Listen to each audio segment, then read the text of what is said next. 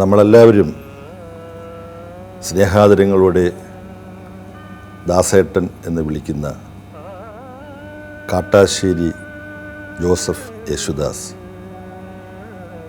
അതുപോലെ തന്നെ ദാസേട്ടനെ ഇഷ്ടപ്പെടുകയും ബഹുമാനിക്കുകയും ചെയ്യുന്നവരെല്ലാവരും വളരെ ഗാഢമായ സ്നേഹത്തോടുകൂടി പ്രഭചേച്ചി എന്ന് വിളിക്കുന്ന പ്രഭ യേശുദാസ്, ഇവർ ഇരുവരും കൈരളിക്കും പീപ്പിളിനും വേണ്ടി നമ്മളോടൊപ്പമുണ്ട്. സ്വാഗതം.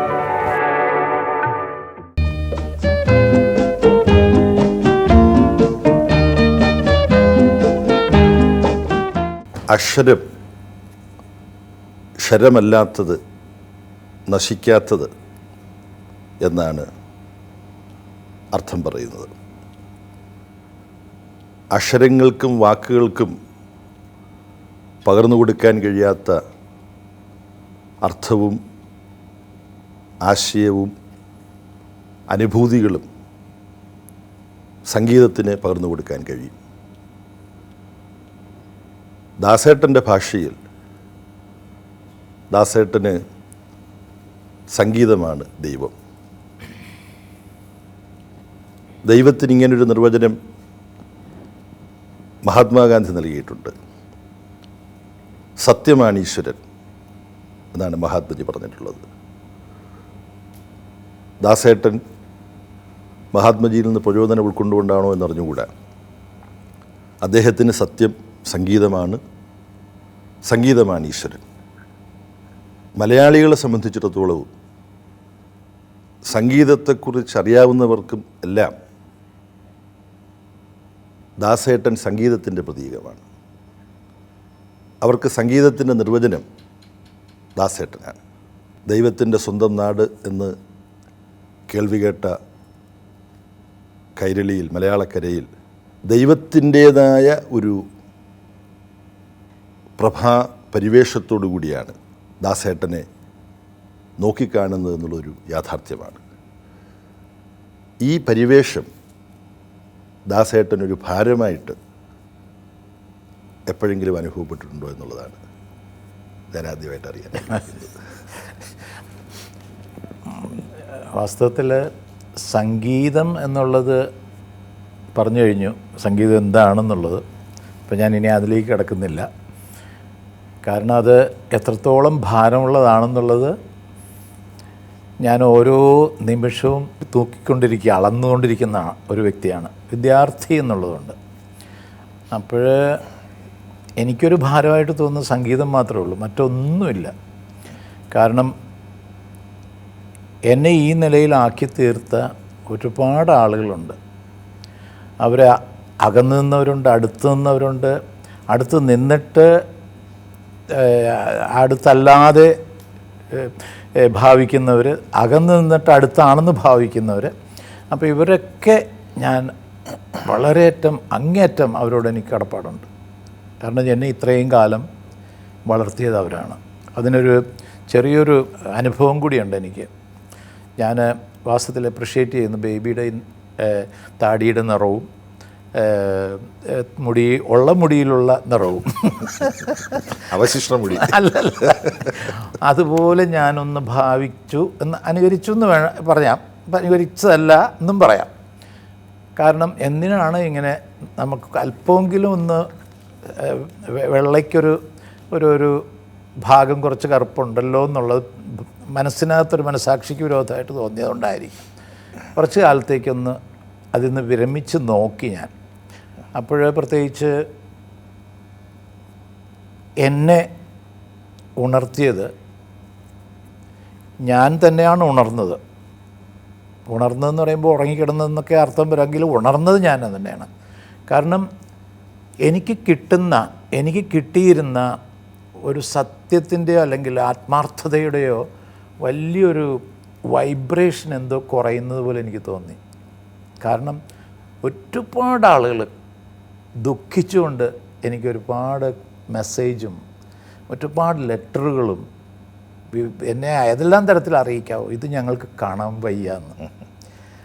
എനിക്കും തോന്നി ഇത് ശരിയാണല്ലോ, എൻ്റെ മുഖം തന്നെ ഞാൻ എടുത്ത ഫോട്ടോ എനിക്ക് നോക്കിയിട്ട് എനിക്ക് തന്നെ ഒരു വല്ലാത്തൊരു പ്രാകൃതമായിട്ട് തോന്നി. പ്രാകൃതം എന്ന് പറഞ്ഞാൽ അഴകോ സൗന്ദര്യമൊന്നും അല്ല, എൻ്റെ നോട്ടവും എൻ്റെ ഇതുമൊക്കെ വല്ലാതെ എനിക്ക് ഫീൽ ചെയ്യാൻ തുടങ്ങി.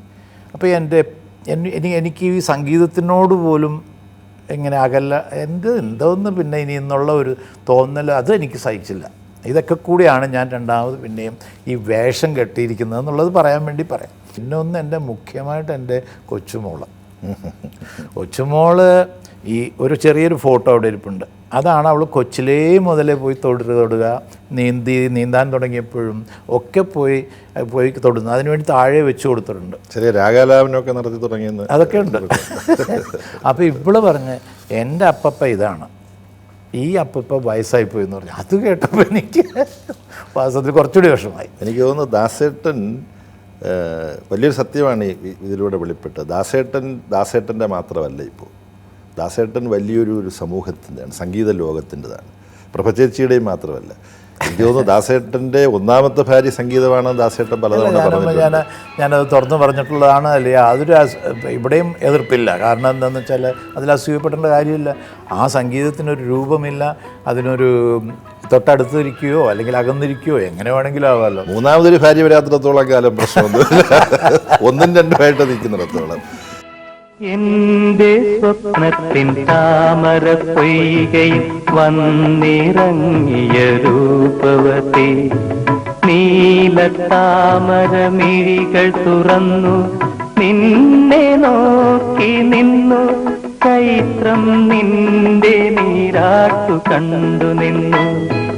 എന്റെ സ്വപ്നത്തിൻ താമര പൊയ്കയിൽ വന്നിറങ്ങിയ രൂപവതി, നീലത്താമര മിഴികൾ തുറന്നു നിന്നെ നോക്കി നിന്നു, ചൈത്രം നിന്റെ നീരാട്ടു കണ്ടു നിന്നു. ഇതുപോലെ തന്നെ അഭിപ്രായപ്പെട്ടുള്ള ഒരു വളരെ പ്രശസ്തനായ ഒരാളെ എനിക്കറിയാം, ദാസേട്ടനും അറിയാം, റോജർ ഫെഡറർ. റോജർ ഫെഡറർ പിന്നെ എനിക്ക് ഇഷ്ടപ്പെട്ടാണ് കല്യാണം കഴിച്ചത്, മിർക്കയെ. പക്ഷെ റോജർ ഫെഡറുടെ ഒന്നാമത്തെ ഭാര്യ ടെന്നീസാണ്, രണ്ടാമത്തെ ഭാര്യയാണ്. അപ്പോൾ നിങ്ങൾ തമ്മിൽ കുറേ സാമ്യം ഞാൻ കാണുന്നുണ്ട്. ഇപ്പോൾ ദാസേട്ടൻ സംഗീത ലോകത്ത് സ്ഥാപിക്കാത്ത എന്തെങ്കിലും റെക്കോർഡുണ്ടോ എന്ന് എനിക്ക് അറിഞ്ഞുകൂടാ. ഞാനിങ്ങനെ കുറച്ച് ഇതിന് വേണ്ടി പഠിച്ചപ്പോൾ ആദ്യം പാട്ട് പാടിയപ്പോൾ മുതൽ പാടിയ പാട്ടുകളുടെ എല്ലാം വിവരങ്ങൾ കുറിച്ച് വെച്ചിരുന്നെങ്കിൽ അതൊരു ലോകാത്ഭുതമായി മാറിയേനെ. പാടിയ പാട്ടുകളുടെ കണക്കിപ്പോൾ ഇല്ല യഥാർത്ഥത്തിൽ. എന്നാലും 50,000-ൽ അധികം പാട്ടുകൾ പാടിയിട്ടുണ്ട്. എനിക്ക് കണക്കില്ലാത്ത സ്ഥിതിക്ക് ഞാൻ അതിനോട് ഒരു റെക്കോർഡ് അതാണ്. രണ്ട്, സംഗീതത്തിന് നൽകപ്പെടുന്ന അവാർഡുകൾ ഇന്ത്യയിൽ വളരെ പ്രശസ്തരായ ഒരുപാട്, ദാസേട്ടന് ഏറ്റവും പ്രിയപ്പെട്ട മുഹമ്മദ് റാഫി ഉൾപ്പെടെ പിന്നെ എല്ലാവർക്കും ബഹുമാനമുള്ള, പക്ഷേ ഇവർക്കൊന്നും കിട്ടാത്തത്ര ദേശീയ അവാർഡുകൾ കിട്ടിയതിന് പുറമേ മലയാളത്തിൽ 2 ഡസനിലധികം തവണ മികച്ച ഗായകനുള്ള അവാർഡ്, തമിഴിൽ, തെലുങ്കിൽ, കന്നഡയിൽ ഒരുപാട് തവണ അവാർഡ്, ബംഗാളിയിൽ ഏറ്റവും കൂടുതൽ ഭാഷകളിൽ പാടി റെക്കോർഡ് ചെയ്തിട്ടുള്ളത് ദാസേട്ടനായിരിക്കും. ഓണറി ഡോക്ടറേറ്റുകൾ കേരളത്തിൽ തന്നെ 2 സർവകലാശാലകൾ, പിന്നെ കേരളത്തിന് പുറത്ത്. ഇങ്ങനെ അവാർഡുകളുടെയും അംഗീകാരങ്ങളുടെയും പെരുമഴയാണ്. ഇനി ദാസേട്ടന് ഏതെങ്കിലും അവാർഡുകൾ തന്നിട്ടില്ലെങ്കിൽ ആ അവാർഡുകൾക്ക് നാണിക്കേണ്ടി വരുമെന്നുള്ളതല്ലാതെ വേറെ ദാസേട്ടന് പ്രശ്നമൊന്നുമില്ല. ഇങ്ങനെ റെക്കോർഡുകൾ സംഗീത ലോകത്ത് സ്ഥാപിച്ചിട്ടുള്ള മറ്റാരുമില്ല. ടെന്നീസ് ലോകം എടുത്തു കഴിഞ്ഞാൽ ടെന്നീസിലെ ഒരു യേശുദാസാണ് റോജർ ഫെഡറർ എന്ന് പറയാമെന്ന് എനിക്ക് തോന്നുന്നു. തിരിച്ചും പറയാം. ഞാനതിന് എതിർപ്പ് പറയുന്നില്ല, സത്യമാണത്. പക്ഷേ എൻ്റെ ഭാര്യയ്ക്ക് ആയുസ് ഭയങ്കര കേട്ടോ. എൻ്റെ ആദ്യത്തെ ഭാര്യയ്ക്ക് ഭയങ്കര ആയുസാണ്. കാരണം എന്താണെന്ന് വെച്ചാൽ ടെന്നീസ് അകത്തേക്ക് നിർത്തേണ്ടി വരും. ഈ നിലയിൽ ഉള്ള സാമ്യത്തിന് പുറമേ ഞാൻ കാണുന്നത് തൻ്റെ മേഖലയിലെ പ്രവർത്തനത്തിന് പുറമേ സമൂഹത്തിൻ്റെ കാര്യങ്ങൾ ശ്രദ്ധിക്കുന്ന ഒരു സമീപനം. ദാസേട്ടൻ ഇപ്പോൾ ഹൃദയശാസ്ത്രക്രിയയ്ക്ക് വേണ്ടിയിട്ട് സാമ്പത്തിക ശേഷിയില്ലാത്തവർക്ക് ആദ്യം 70 എന്ന് പറഞ്ഞിട്ട് അതിനിടയ്ക്ക് പറഞ്ഞോട്ടെ, എൻ്റെ ജീവിതത്തിൽ എനിക്ക് വന്ന അനുഭവം അത് മറക്കാനൊക്കില്ല. അതാണ് അത് മറക്കാൻ പാടില്ലാത്തത് കൊണ്ട് നമുക്കൊരു കടപ്പാടുണ്ട്. നമ്മൾ കടന്നു പോന്നിട്ടുള്ള വഴികളെ മറന്നു കഴിഞ്ഞിട്ട് നമുക്കെല്ലാം ഇനി മുതലുള്ളതാണ് നമ്മുടെ ജീവിതം എന്ന് എനിക്ക് പറ്റില്ല. അതിലുള്ള ഒരു ചിന്താഗതി കൊണ്ടായിരിക്കണം ഞാൻ അതിലേക്ക് സംഗതിവശാൽ വന്നതാണ്.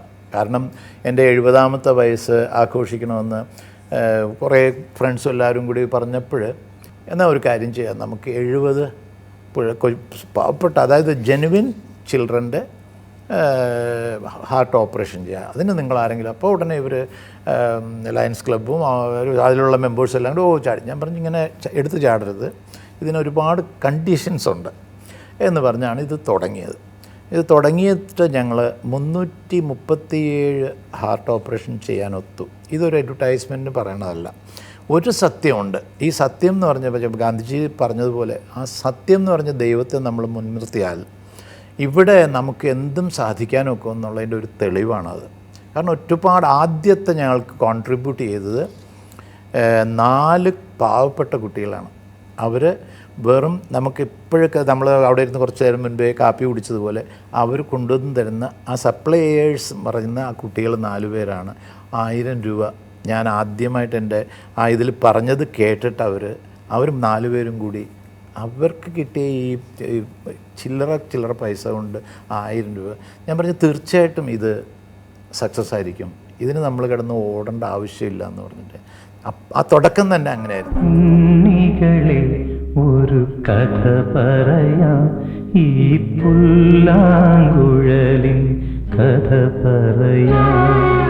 പുൽമേട്ടിലോ പൂങ്കാട്ടിലോ, പുൽമേട്ടിലോ പൂങ്കാട്ടിലോ, എങ്ങു പിറന്നു പണ്ടിളം മൂളം കൂട്ടി.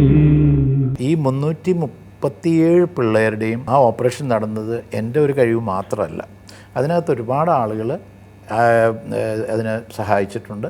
അവരുടെയൊക്കെ ഇതുകൊണ്ടാണ് ഇത് നടന്നിട്ടുള്ളത്. പിന്നെ ഒരു പൈസ പോലും നമുക്ക് അതിൽ നിന്ന് വേറൊരു കാര്യത്തിന് പോകരുതെന്ന് ഞാൻ നിർബന്ധമായിട്ട് ഞാൻ ഇത് ചെയ്തു. കാരണം ഹോസ്പിറ്റലിലേക്കുള്ളത് ചെക്ക് മാത്രമേ കൊടുക്കാവൂ, അല്ലെങ്കിൽ ഡ്രാഫ്റ്റ് കൊടുക്കാവൂ. കാശ് ആരും പണമായി കയ്യിൽ വാങ്ങിക്കരുത്. ചെക്കോ അല്ലെങ്കിൽ ഡ്രാഫ്റ്റോ അല്ലാതെ അത് ഈ സ്ഥാപനത്തിൻ്റെ പേരിൽ തരിക. അങ്ങനെ ഞങ്ങൾ വളരെ സ്ട്രിക്റ്റ് ആയിരുന്നു. പിന്നെ ആർക്കെങ്കിലും ഇവിടെ മീറ്റിംഗ് കൂടണമെന്നുണ്ടെങ്കിൽ അത് നമ്മുടെ കയ്യിൽ നിന്ന് തന്നെ. ഞാൻ ട്രാവൽ ചെയ്യുമ്പോഴും എൻ്റെ മക്കൾ എന്തെങ്കിലും ഇതിന് ഫംഗ്ഷനൊക്കെ വന്നപ്പോഴൊക്കെ അവരുടെ കാശ് തന്നെ എടുത്തിട്ടാണ് വന്നത്. അപ്പോൾ ഒരു സത്യമുണ്ട് അതിനകത്ത്. അതുകൊണ്ടാണ് ഞങ്ങൾക്കത് ചെയ്തു തീർക്കാനൊത്തത്.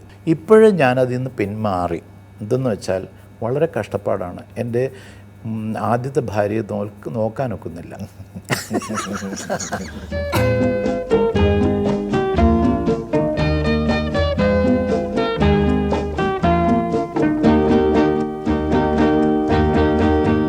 നീ മധുപകരു മലർ ചൊരിയു അനുരാഗ പൗർണമിയേ, നീ മധുപകരു മലർ ചൊരിയു അനുരാഗ പൗർണമിയേ, നീ മായല്ലേ മറയല്ലേ നീല നിലാവൊളിയേ, നീ മധുപകരു മലർ ചൊരിയു അനുരാഗ പൗർണമിയേ.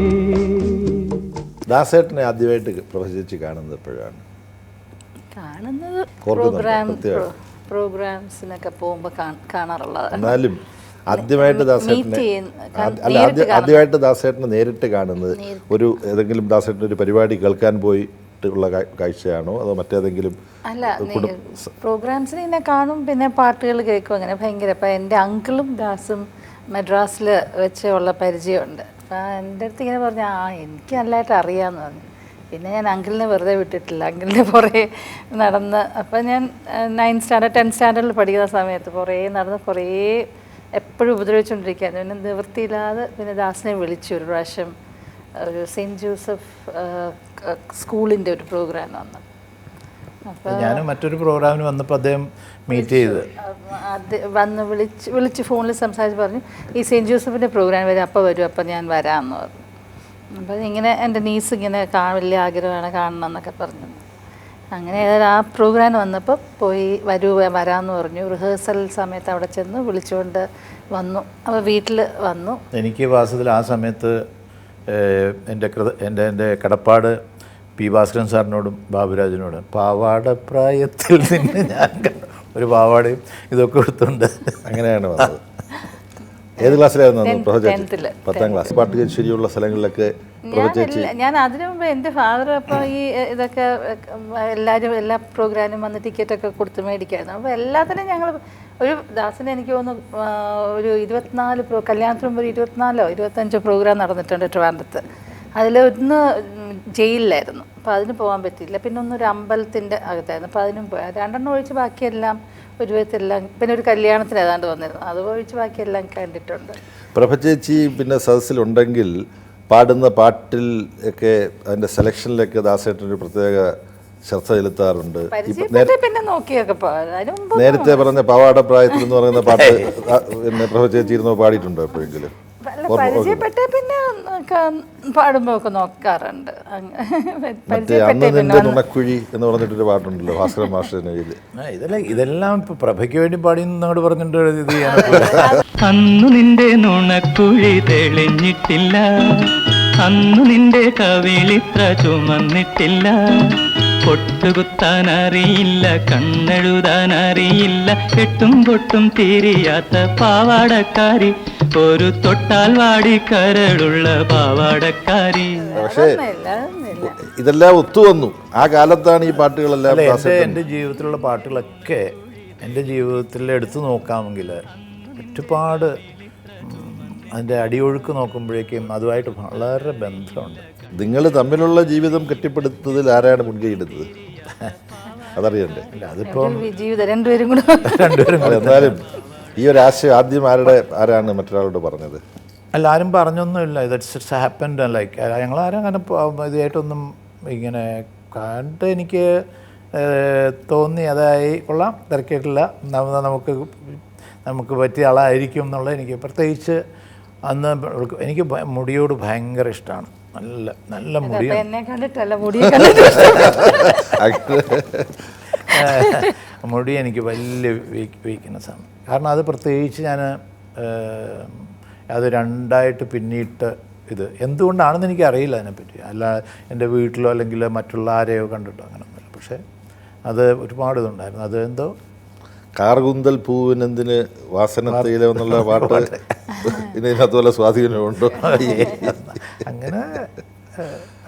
പക്ഷെ ആരാണ് ആദ്യം പിന്നെ ഈ നമുക്ക് തമ്മിൽ വിവാഹം കഴിക്കാമെന്നുള്ള അഭിപ്രായം ആദ്യം ആരാ പറഞ്ഞത്? അല്ല, അത് ഞാൻ തന്നെയാണ് അങ്ങോട്ട് അപ്രോച്ച് ചെയ്തത് അവരോട്. അതിനകത്ത് വലിയ പ്രശ്നങ്ങൾ. പക്ഷെ ഒരു കാര്യം ഉണ്ടായിരുന്നു. അപ്പോഴും ഞാൻ എങ്ങനെയായാലും അവിടെ ട്രിവാൻഡ്രം വഴി പോകുമ്പോൾ അവിടെ ഇറങ്ങി ഫോൺ ചെയ്യാറുണ്ട്.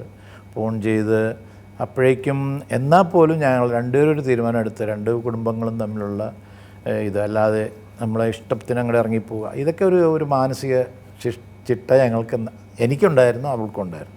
കാരണം അവരെ സ്നേഹിച്ചിട്ടുണ്ട്. അപ്പൊ അവരെ വിഷമിപ്പിച്ച് നമുക്കൊന്നും വേണ്ട, അവരുടെ സമ്മതത്തോടുകൂടി മതി എന്ന് പറഞ്ഞിട്ടായിരുന്നു. ദാസേട്ടൻ ഇങ്ങനെ പറഞ്ഞപ്പോഴത്തേക്ക് എന്താ പ്രഭ ചേച്ചിക്ക് തോന്നിയത്? ദാസേട്ടൻ ആദ്യം വെച്ചാൽ എൻ്റെ അടുത്തൊന്നും പറഞ്ഞില്ല. അപ്പോൾ ഇങ്ങനെ എപ്പോഴും ട്രിവാൻഡ്രത്ത് വരാൻ പ്രോഗ്രാം എടുക്കും, പിന്നെ ആ വഴി വരും എന്നൊക്കെ. അപ്പോൾ അമ്മച്ചി വെച്ച് ദാസിൻ്റെ മാനേജർ പോളൻ വെച്ച് എന്താ എപ്പോഴും ട്രിവാൻഡ്രം. അപ്പം പോളിങ്ങനെ പറഞ്ഞു ഇങ്ങനെ എപ്പോഴും ഉണ്ട് ഇങ്ങനെ. ട്രിവാൻഡ്രത്തെ സംഗീത സംഘാടകർക്ക് അപ്പം നല്ല കാലമായിരുന്നു മനസ്സിലാക്കാറില്ല. അപ്പം പിന്നെ അമ്മച്ചി ഇങ്ങനെ ചോദിച്ചപ്പോൾ ഞാനന്ന് സ്കൂൾ ഫൈൻ കഴിഞ്ഞ് കോളേജോട് കയറണേ ഉള്ളൂ. അപ്പോൾ അമ്മച്ചി തന്നെ ആയിട്ടാണ്. പിന്നെ അത് കഴിഞ്ഞപ്പോഴാണ് ഞങ്ങൾ പിന്നെ സംസാരിക്കുന്നതും ഒക്കെ ശരിക്കും. പിന്നെ അങ്ങനെ 3 വർഷം കഴിഞ്ഞിട്ടാണ് കല്യാണം. കടുംപിടികളൊക്കെ വേണ്ടി വന്നു. അതെ. പിന്നെ അതെന്തോ അവരുടെ സന്തോഷത്തോടുകൂടി തന്നെ അനുഗ്രഹത്തോട് തന്നെ സംഭവിച്ചു. ചില ഒരുപാട് ഡിസ്ട്രാക്ഷൻസും ഒക്കെ ഉണ്ടായതിനിടയ്ക്ക് കുറേ വിഷമങ്ങളുണ്ട്. സുന്ദരി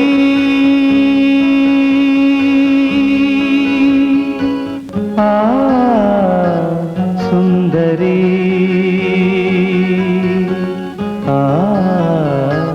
സുന്ദരി നിൻ തുമ്പു കെട്ടിയിട്ട ചുരുൾമുടി തുളസി തളിരില ചൂടി തുഷാരഹാരം മാറിൽ ചാത്തി താരുണ്യമേ നീ വന്നു നിൻ തുമ്പു കെട്ടിയിട്ട ചുരുൾമുടി തുളസി തളിരില ചൂടി തുഷാരഹാരം മാറിൽ ചാത്തി താരുണ്യമേ നീ വന്നു നിൻ തുമ്പു കെട്ടിയിട്ട ചുരുൾമുടി. ദാസേട്ടൻ സംഗീത രംഗത്തെ കടന്നു വന്ന 60-കൾ മുതൽ ഓരോ പതിറ്റാണ്ടിലും നമ്മുടെ സംഗീതത്തിൻ്റെ തിലകക്കുറിയായിട്ടാണ്, ആ സ്ഥാനത്താണ് ദാസേട്ടൻ നിൽക്കുന്നത്, ഇപ്പോഴും തുടരുകയാണ്. ദാസേട്ടൻ ഇത്തരത്തിൽ ശാസ്ത്രീയ സംഗീതത്തെ ജനാഭിമുഖമാക്കുന്നതിൽ നൽകാൻ കഴിഞ്ഞിട്ടുള്ള സംഭാവനയ്ക്ക് തുല്യമായിട്ടൊരു സംഭാവന സംഗീത രംഗത്ത് എവിടെയെങ്കിലും ആരെങ്കിലും ചെയ്തതായിട്ട് എനിക്കറിഞ്ഞുകൂടാ. എൻ്റെ അറിവിൻ്റെ പരിമിതി കൊണ്ടാണോ എന്ന് അറിഞ്ഞുകൂടാ. അതിലെ ഘടകങ്ങളായിട്ട് എനിക്ക് തോന്നുന്നത്, ഒന്ന് ആലാപന ഗാംഭീര്യം, അതോടൊപ്പം ഭാവഗരിമയും സൂക്ഷിക്കാൻ കഴിയുക, ശ്രവണ സൗഖ്യം, ശ്രവിക്കുമ്പോഴുള്ള മധുരിമ സംഗീതത്തിൽ, ഉച്ചാരണ സ്ഫുടത, അതിലെ വ്യക്തത, അത് വളരെ പ്രധാനപ്പെട്ടൊരു ഘടകമാണ്. ഇതിൽ ഏതെല്ലാം തരത്തിലുള്ള പരിശീലനമാണ് ദാസേട്ടന് കിട്ടിയിട്ടുള്ളത്? മുഖ്യമായിട്ട് പറയുകയാണെങ്കിൽ, ഒരു സംഗീതജ്ഞൻ എന്ന് പറഞ്ഞാൽ സൗത്ത് ഇന്ത്യയിൽ, അതായത് നമ്മുടെ തെന്നിന്ത്യയിൽ ഉടനെ ഒരു അയ്യരോ അയ്യങ്കാരോ, അല്ലെങ്കിൽ ഞാൻ ജാതിയുടെ ഇതിന് പറയല്ല, അല്ലെങ്കിൽ ഒരു ഉയർന്ന നിലയിലുള്ള നമ്പൂതിരിയോ അങ്ങനെയുള്ളവർക്കാണിത് പറഞ്ഞിരുന്നതെന്നുള്ളൊരു ഒരു തോന്നലുണ്ടായിരുന്നു. അതിനെ എതിർത്ത് പറയല്ല, പക്ഷെ എന്നാലും പറയേണ്ടത് പറയണമല്ലോ. അപ്പോൾ എന്തുകൊണ്ടൊരു ക്രിസ്തീയ സമുദായത്തിൽ ഇങ്ങനെ സംഗീതം കുറഞ്ഞുപോയി? ജ്ഞാനമുള്ളവരുണ്ട്, പാട്ടുകാരുണ്ട്, സംഗീതത്തിൻ്റെ ഏറ്റവും വലിയ മൊസാട്ടും ഒക്കെ അവരൊക്കെ നോക്കുകയാണെങ്കിൽ ക്രിസ്തീയ ഇതാണ്, അതിൽപ്പെട്ടവരാണ്. അങ്ങനെ അവരെല്ലാം ചെയ്തു. അതെ. അപ്പോൾ സംഗീതം അവർക്ക് ഇല്ലെന്നൊന്നും പറയാനൊക്കില്ല, ഇവിടെയും ഉണ്ട്. പക്ഷേ എന്തുകൊണ്ട് ഇതിന് നമ്മുടെ ഈ സംഗീതം, അപ്പോൾ എന്താണെന്ന് വെച്ചാൽ അന്നത്തെ മതപരമായിട്ടുള്ള വിലക്കുകൾ, അതൊന്നും പാടില്ല, കൃഷ്ണാന്ന് പോലും പറയാൻ പാടില്ല, അല്ലെങ്കിൽ മറ്റുള്ള, അപ്പോൾ ഇതിനകത്ത് മുഴുക്കെ കൃഷ്ണാന്നോ അല്ലെങ്കിൽ രാമാന്നോ അല്ലെങ്കിൽ മറ്റുള്ള, അപ്പോൾ ആ വിലക്കുകളാണ് നമ്മളെ പിടിച്ച് പുറകോട്ടാക്കിയിരുന്നത്. പക്ഷേ എൻ്റെ ഫാദറിനുള്ള ഏറ്റവും വലിയൊരു ഉയർന്ന നില അദ്ദേഹം നിലനിർത്തിയിരുന്നത്, അദ്ദേഹം നാടകങ്ങൾ അഭിനയിക്കാനും അന്നത്തെ കീർത്തനങ്ങൾ കിട്ടപ്പയൊക്കെ പാടിയിരുന്ന ആ കീർത്തനങ്ങളൊക്കെ പാടിയിട്ടാണ് അന്നത്തെ കാലത്ത് പ്രവേശിക്കുക. യവരണി. അപ്പോൾ എത്ര ഇതായാലും അദ്ദേഹം പഠിക്കാതെ എങ്ങനെ ഇരിക്കുന്നത് കേൾക്കുന്നവർക്ക് അറിഞ്ഞൂടാ. ദാസേട്ടൻ്റെ ഒന്ന് അത് പറയാം, ഞാൻ കേൾപ്പിക്കാം, ഓർപ്പിച്ചാൽ മതി. അപ്പോൾ മുഖ്യമായിട്ട് അദ്ദേഹത്തിനെ പഠിച്ചിട്ടല്ല അദ്ദേഹം പാടിയിരുന്നത്, കേൾവിയിലാണ്. അപ്പോൾ അത് എവിടെ നിന്ന് അദ്ദേഹത്തിന് കിട്ടിയെന്നുള്ളത് നമുക്കറിയില്ല. ഞാൻ പറഞ്ഞു കേട്ടിട്ടുള്ള എൻ്റെ ഗ്രാൻഡ് ഫാദറും കുറേശ്ശൊക്കെ ഈ ക്രിസ്തീയ ഗാനങ്ങളും ക്രിസ്തീയ കീർത്തനങ്ങളും ഒക്കെ പണ്ട് പാടിയിരുന്നു പണ്ട്. അപ്പോൾ അതുകൊണ്ട് ഈ കുടുംബപരമായിട്ട് ഞാൻ കൊണ്ടുവന്നൊന്നും സ്ഥാപിക്കാൻ വേണ്ടിയല്ലേ, അപ്പോൾ ഞങ്ങൾ അതല്ല. പക്ഷേ ആ ഫാദറിന് വലിയൊരു ആഗ്രഹമായിരുന്നു എനിക്ക് പഠിക്കാനൊക്കാത്തത്. അവിടെയാണ് ഞാൻ വിശ്വസിക്കുന്നൊരു ശക്തി. ആ ശക്തി ഞാൻ എവിടെ ജനിക്കണമെന്ന് തീരുമാനിച്ചു എന്നുള്ളത് ഞാൻ വിശ്വസിക്കുന്നത്. അതാണ് എന്നെ ഏറ്റവും രക്ഷപ്പെടുത്തിയത്.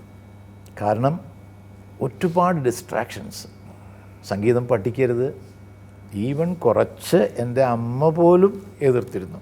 കാരണം എൻ്റെ രക്ഷയ്ക്ക് വേണ്ടിയിട്ടാണ്. ചിലപ്പം ഇത് ഈ പാതയിലൂടെ പോയിട്ട് രക്ഷപ്പെടാൻ സാധ്യതയില്ലെന്നുള്ളതുകൊണ്ട് ഭയം കൊണ്ടായിരിക്കും. കാരണം അന്നത്തെ സമൂഹത്തിൽ ഒരു ക്രിസ്തീയ പയ്യൻ പോയിട്ട് ഒരു കച്ചേരി ചെയ്യാനോ അമ്പലത്തിൽ കയറാനോ ഒന്നും കിട്ടില്ല. അപ്പോൾ അതുകൊണ്ട് കഴിയുന്നത്ര വേറെ എന്തെങ്കിലും ഒന്ന് പഠിച്ച് രക്ഷപ്പെടാൻ നോക്കുക എന്നുള്ളതായിരുന്നു അമ്മയുടെ ഉദ്ദേശം. പക്ഷേ ഫാദർ അങ്ങനെയല്ല, നീ പാട്ട് പഠിച്ചേ പറ്റൂ, അത് ശാസ്ത്രീയമായിട്ട് തന്നെ പഠിക്കണം. കരുണ ചെയ്വാൻ എന്തു താമസം കൃഷ്ണ കടലീന കൈ തൊഴുന്നേ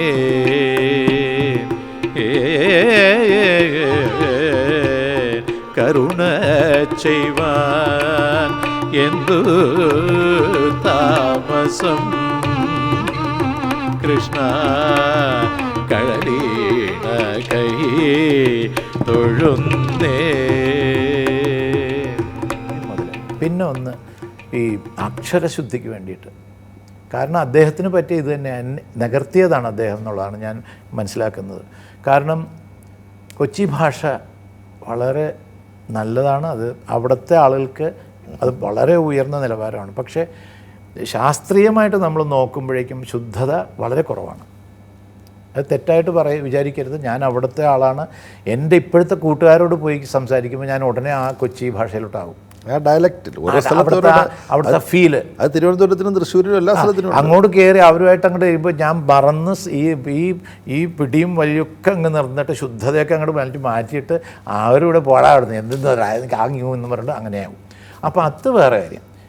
ഫാദർ എൻ്റെ അപ്പച്ചൻ എന്നെ ധാന്ന് പറയുന്നതും താന്ന് പറയുന്നതും ധാന്ന് പറയുന്നതും ഒക്കെ ഇങ്ങനെ.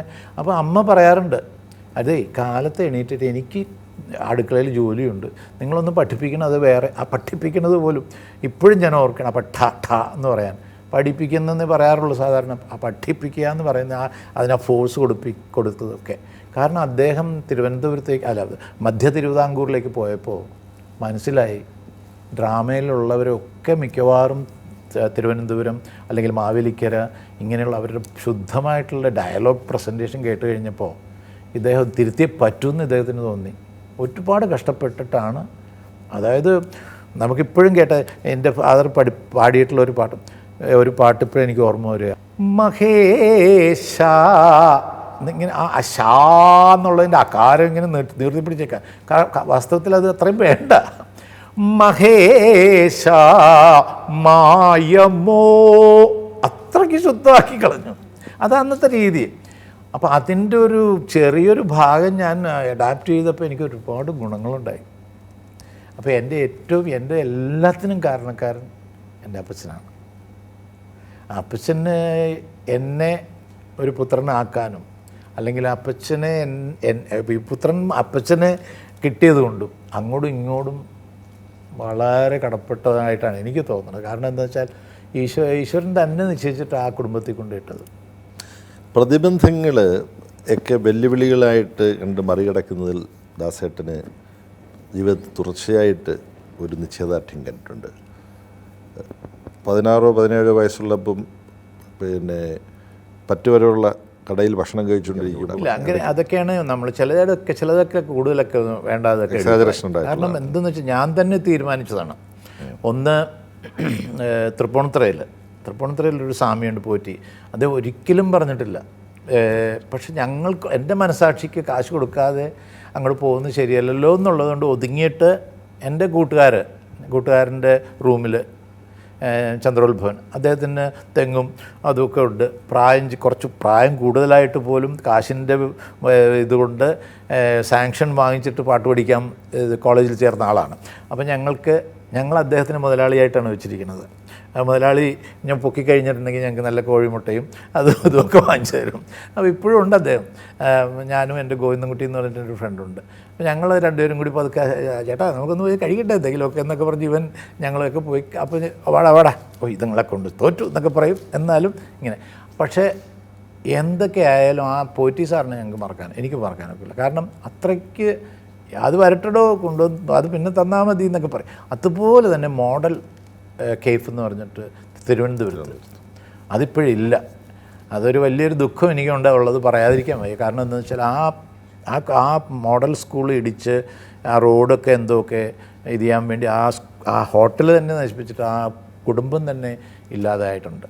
അവർക്ക് കിട്ടേണ്ടത് കിട്ടിയിട്ടില്ല എന്നുള്ളത് വന്നിട്ട് ആ ഫാമിലിയിലുള്ളവർ എന്നോട് വന്ന് പറഞ്ഞിട്ടുണ്ട്. അതായിപ്പോട്ടെ, അത് ഇവിടെ പറയാതിരിക്കാൻ വയ്യാത്തതുകൊണ്ട് പറയാം. അവിടെ നിന്ന് ഞാൻ ഇതുപോലെ തന്നെ അദ്ദേഹം ഒരിക്കലും പറഞ്ഞിട്ടില്ല എന്നോട് ഭക്ഷണത്തിൻ്റെ കാശ് തന്നാലേ തരുള്ളൂ എന്നുള്ളത്. ഞാനായിട്ട് തന്നെ എങ്ങനെ കൊടുക്കുക എന്നുള്ളത് ഇത് ചെയ്തിട്ട് ആ മേലോട്ട് ആ മോഡൽ സ്കൂളിൻ്റെ അങ്ങനെ കൂടി കയറുമ്പോൾ അവിടെ ഒരു ലെഫ്റ്റ് സൈഡിൽ പൈപ്പുണ്ട്. ആ പൈപ്പിൽ നിന്ന് വെള്ളം കുടിച്ചിട്ട് രണ്ട് ദിവസം. അപ്പോൾ വെള്ളം കുടിച്ചാൽ 2 ദിവസം ജീവിക്കും എന്നുള്ളത് മനസ്സിലായി. വെള്ളം കുടിച്ച് ജീവിക്കാനൊക്കെ മനുഷ്യന്. അപ്പോൾ ഇങ്ങനെയുള്ള കാര്യങ്ങളൊക്കെ നമ്മുടെ ജീവിതത്തിൽ നമുക്ക് മറക്കാൻ പറ്റാത്തതാണ്. അങ്ങനെയാണ് താമസിക്കാനൊരു സ്ഥലത്ത് ഫീസ് കൊടുക്കാനും വയ്യ, താമസിക്കാൻ വാടക കൊടുക്കാനും വയ്യാണ്ടിരുന്നപ്പോഴാണ് ചേക്കേറിയത്. ആരുടെ? ചെമ്പാങ്കുടി സ്വാമിയുടെ. ഇന്നിപ്പോൾ രാധാകൃഷ്ണൻ്റെയൊക്കെ വീടിൻ്റെ തൊട്ട് ഓപ്പോസിറ്റിലുള്ള ഒരു ഷെഡുണ്ട്. അതിപ്പോൾ ഗവൺമെൻറ്റിൻ്റെ കയ്യിലായിപ്പോയി. അല്ലെങ്കിൽ ഞാൻ എങ്ങനെയെങ്കിലും അത് വാങ്ങിച്ചാൽ ഗവൺമെൻറ് കയ്യിൽ നിന്ന് ഇനി വാങ്ങിക്കാൻ ഒക്കത്തില്ല. സ്വപ്നങ്ങൾ സ്വപ്നങ്ങളെ നിങ്ങൾ സ്വർഗകുമാരികളല്ലോ. നിങ്ങളീ ഭൂമിയിൽ ഇല്ലായിരുന്നെങ്കിൽ, നിങ്ങളെ ഭൂമിയിൽ ഇല്ലായിരുന്നെങ്കിൽ, നിശ്ചലം ശൂന്യമി ലോകം. സ്വപ്നങ്ങൾ. ശാസ്ത്രീയ സംഗീത രംഗത്ത് ദാസേട്ടന് മുന്നോട്ട് പോകുന്നതിൽ ചെമ്പൈ സ്വാമികളുടെ വാത്സല്യവും പ്രോത്സാഹനവും ഒരു പ്രധാന ഘടകമായിട്ടുണ്ടെന്നുള്ളത് ഞാൻ കേട്ടിട്ടുണ്ട്. ഇതിലാണ് ഇവിടെയൊക്കെയാണ് അളവ് നമ്മുടെ കയ്യിൽ ഇല്ല എന്നുള്ളത് ബേബി അറിയേണ്ടത്. കാരണം 1965 എൻ്റെ ഫാദർ പോയി. അദ്ദേഹത്തിൻ്റെ ഡ്യൂട്ടി കഴിഞ്ഞു. അത് കഴിഞ്ഞ ഉടനെയാണ് ചെമ്പൈ സ്വാമിയുടെ പ്രവേശനം. എന്നെ പ്രോത്സാഹിപ്പിച്ചതും എന്നോട് ക്ലാസിക്കൽ രണ്ടാമത് എടുത്ത് കൊണ്ടുവരണമെന്നുള്ളതും. അത് കഴിഞ്ഞ് പല്ലവി നരസിംഹാചാര്യയുടെ വരവ്. ഇങ്ങനെ ഓരോന്നും എനിക്ക് വന്നിട്ടുള്ള ഗുരുക്കന്മാരും, പ്രത്യേകിച്ച് കുമാരസ്വാമി സാറ്, പത്മം മേഡം. എൻ്റെ ജീവിതത്തിൽ സാൻസ്ക്രിറ്റ് എന്താണെന്ന് പോലും എനിക്കറിയാത്ത സമയത്ത് രാവും പകലും ഇല്ലാതെ ചോറും തന്ന് പഠിപ്പിച്ച ഒരു അമ്മയുണ്ട്. അതാണ് പത്മം മേഡം, പന്തിയിലെ പത്മം മേഡം. ഇന്നിപ്പോൾ തീരെ വയ്യാണ്ട് ശബ്ദം കേട്ട് കഴിഞ്ഞാൽ പട്ടിക്കഴി വരെ എന്തിനാ വന്നതെന്ന് ഇപ്പോഴും പറയും. അങ്ങനെ പറയുള്ളൂ. അത് സ്നേഹത്തിൻ്റെ അങ്ങേറ്റം കൊണ്ടാണ്. പട്ടിക്കഴി വരെ എന്ന് വിളിക്കും എല്ലാവരെയും, എന്നെ മാത്രമല്ല എല്ലാ സ്റ്റുഡൻസിൻ്റെയും. ഉപദ്രവിക്കാൻ വന്നല്ലോ പട്ടിക്കഴി വരികൾ, അങ്ങനെ പറയും.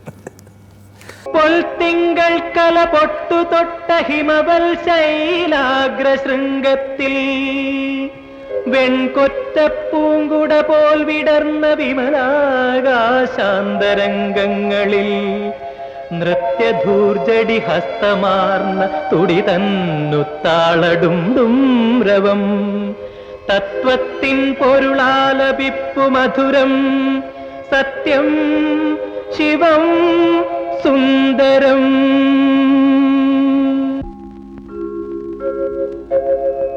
സത്യശിവ സൗന്ദര്യങ്ങൾ തൻ ഭദ്രപീഠമീ ശൈലം ശിവശൈലം.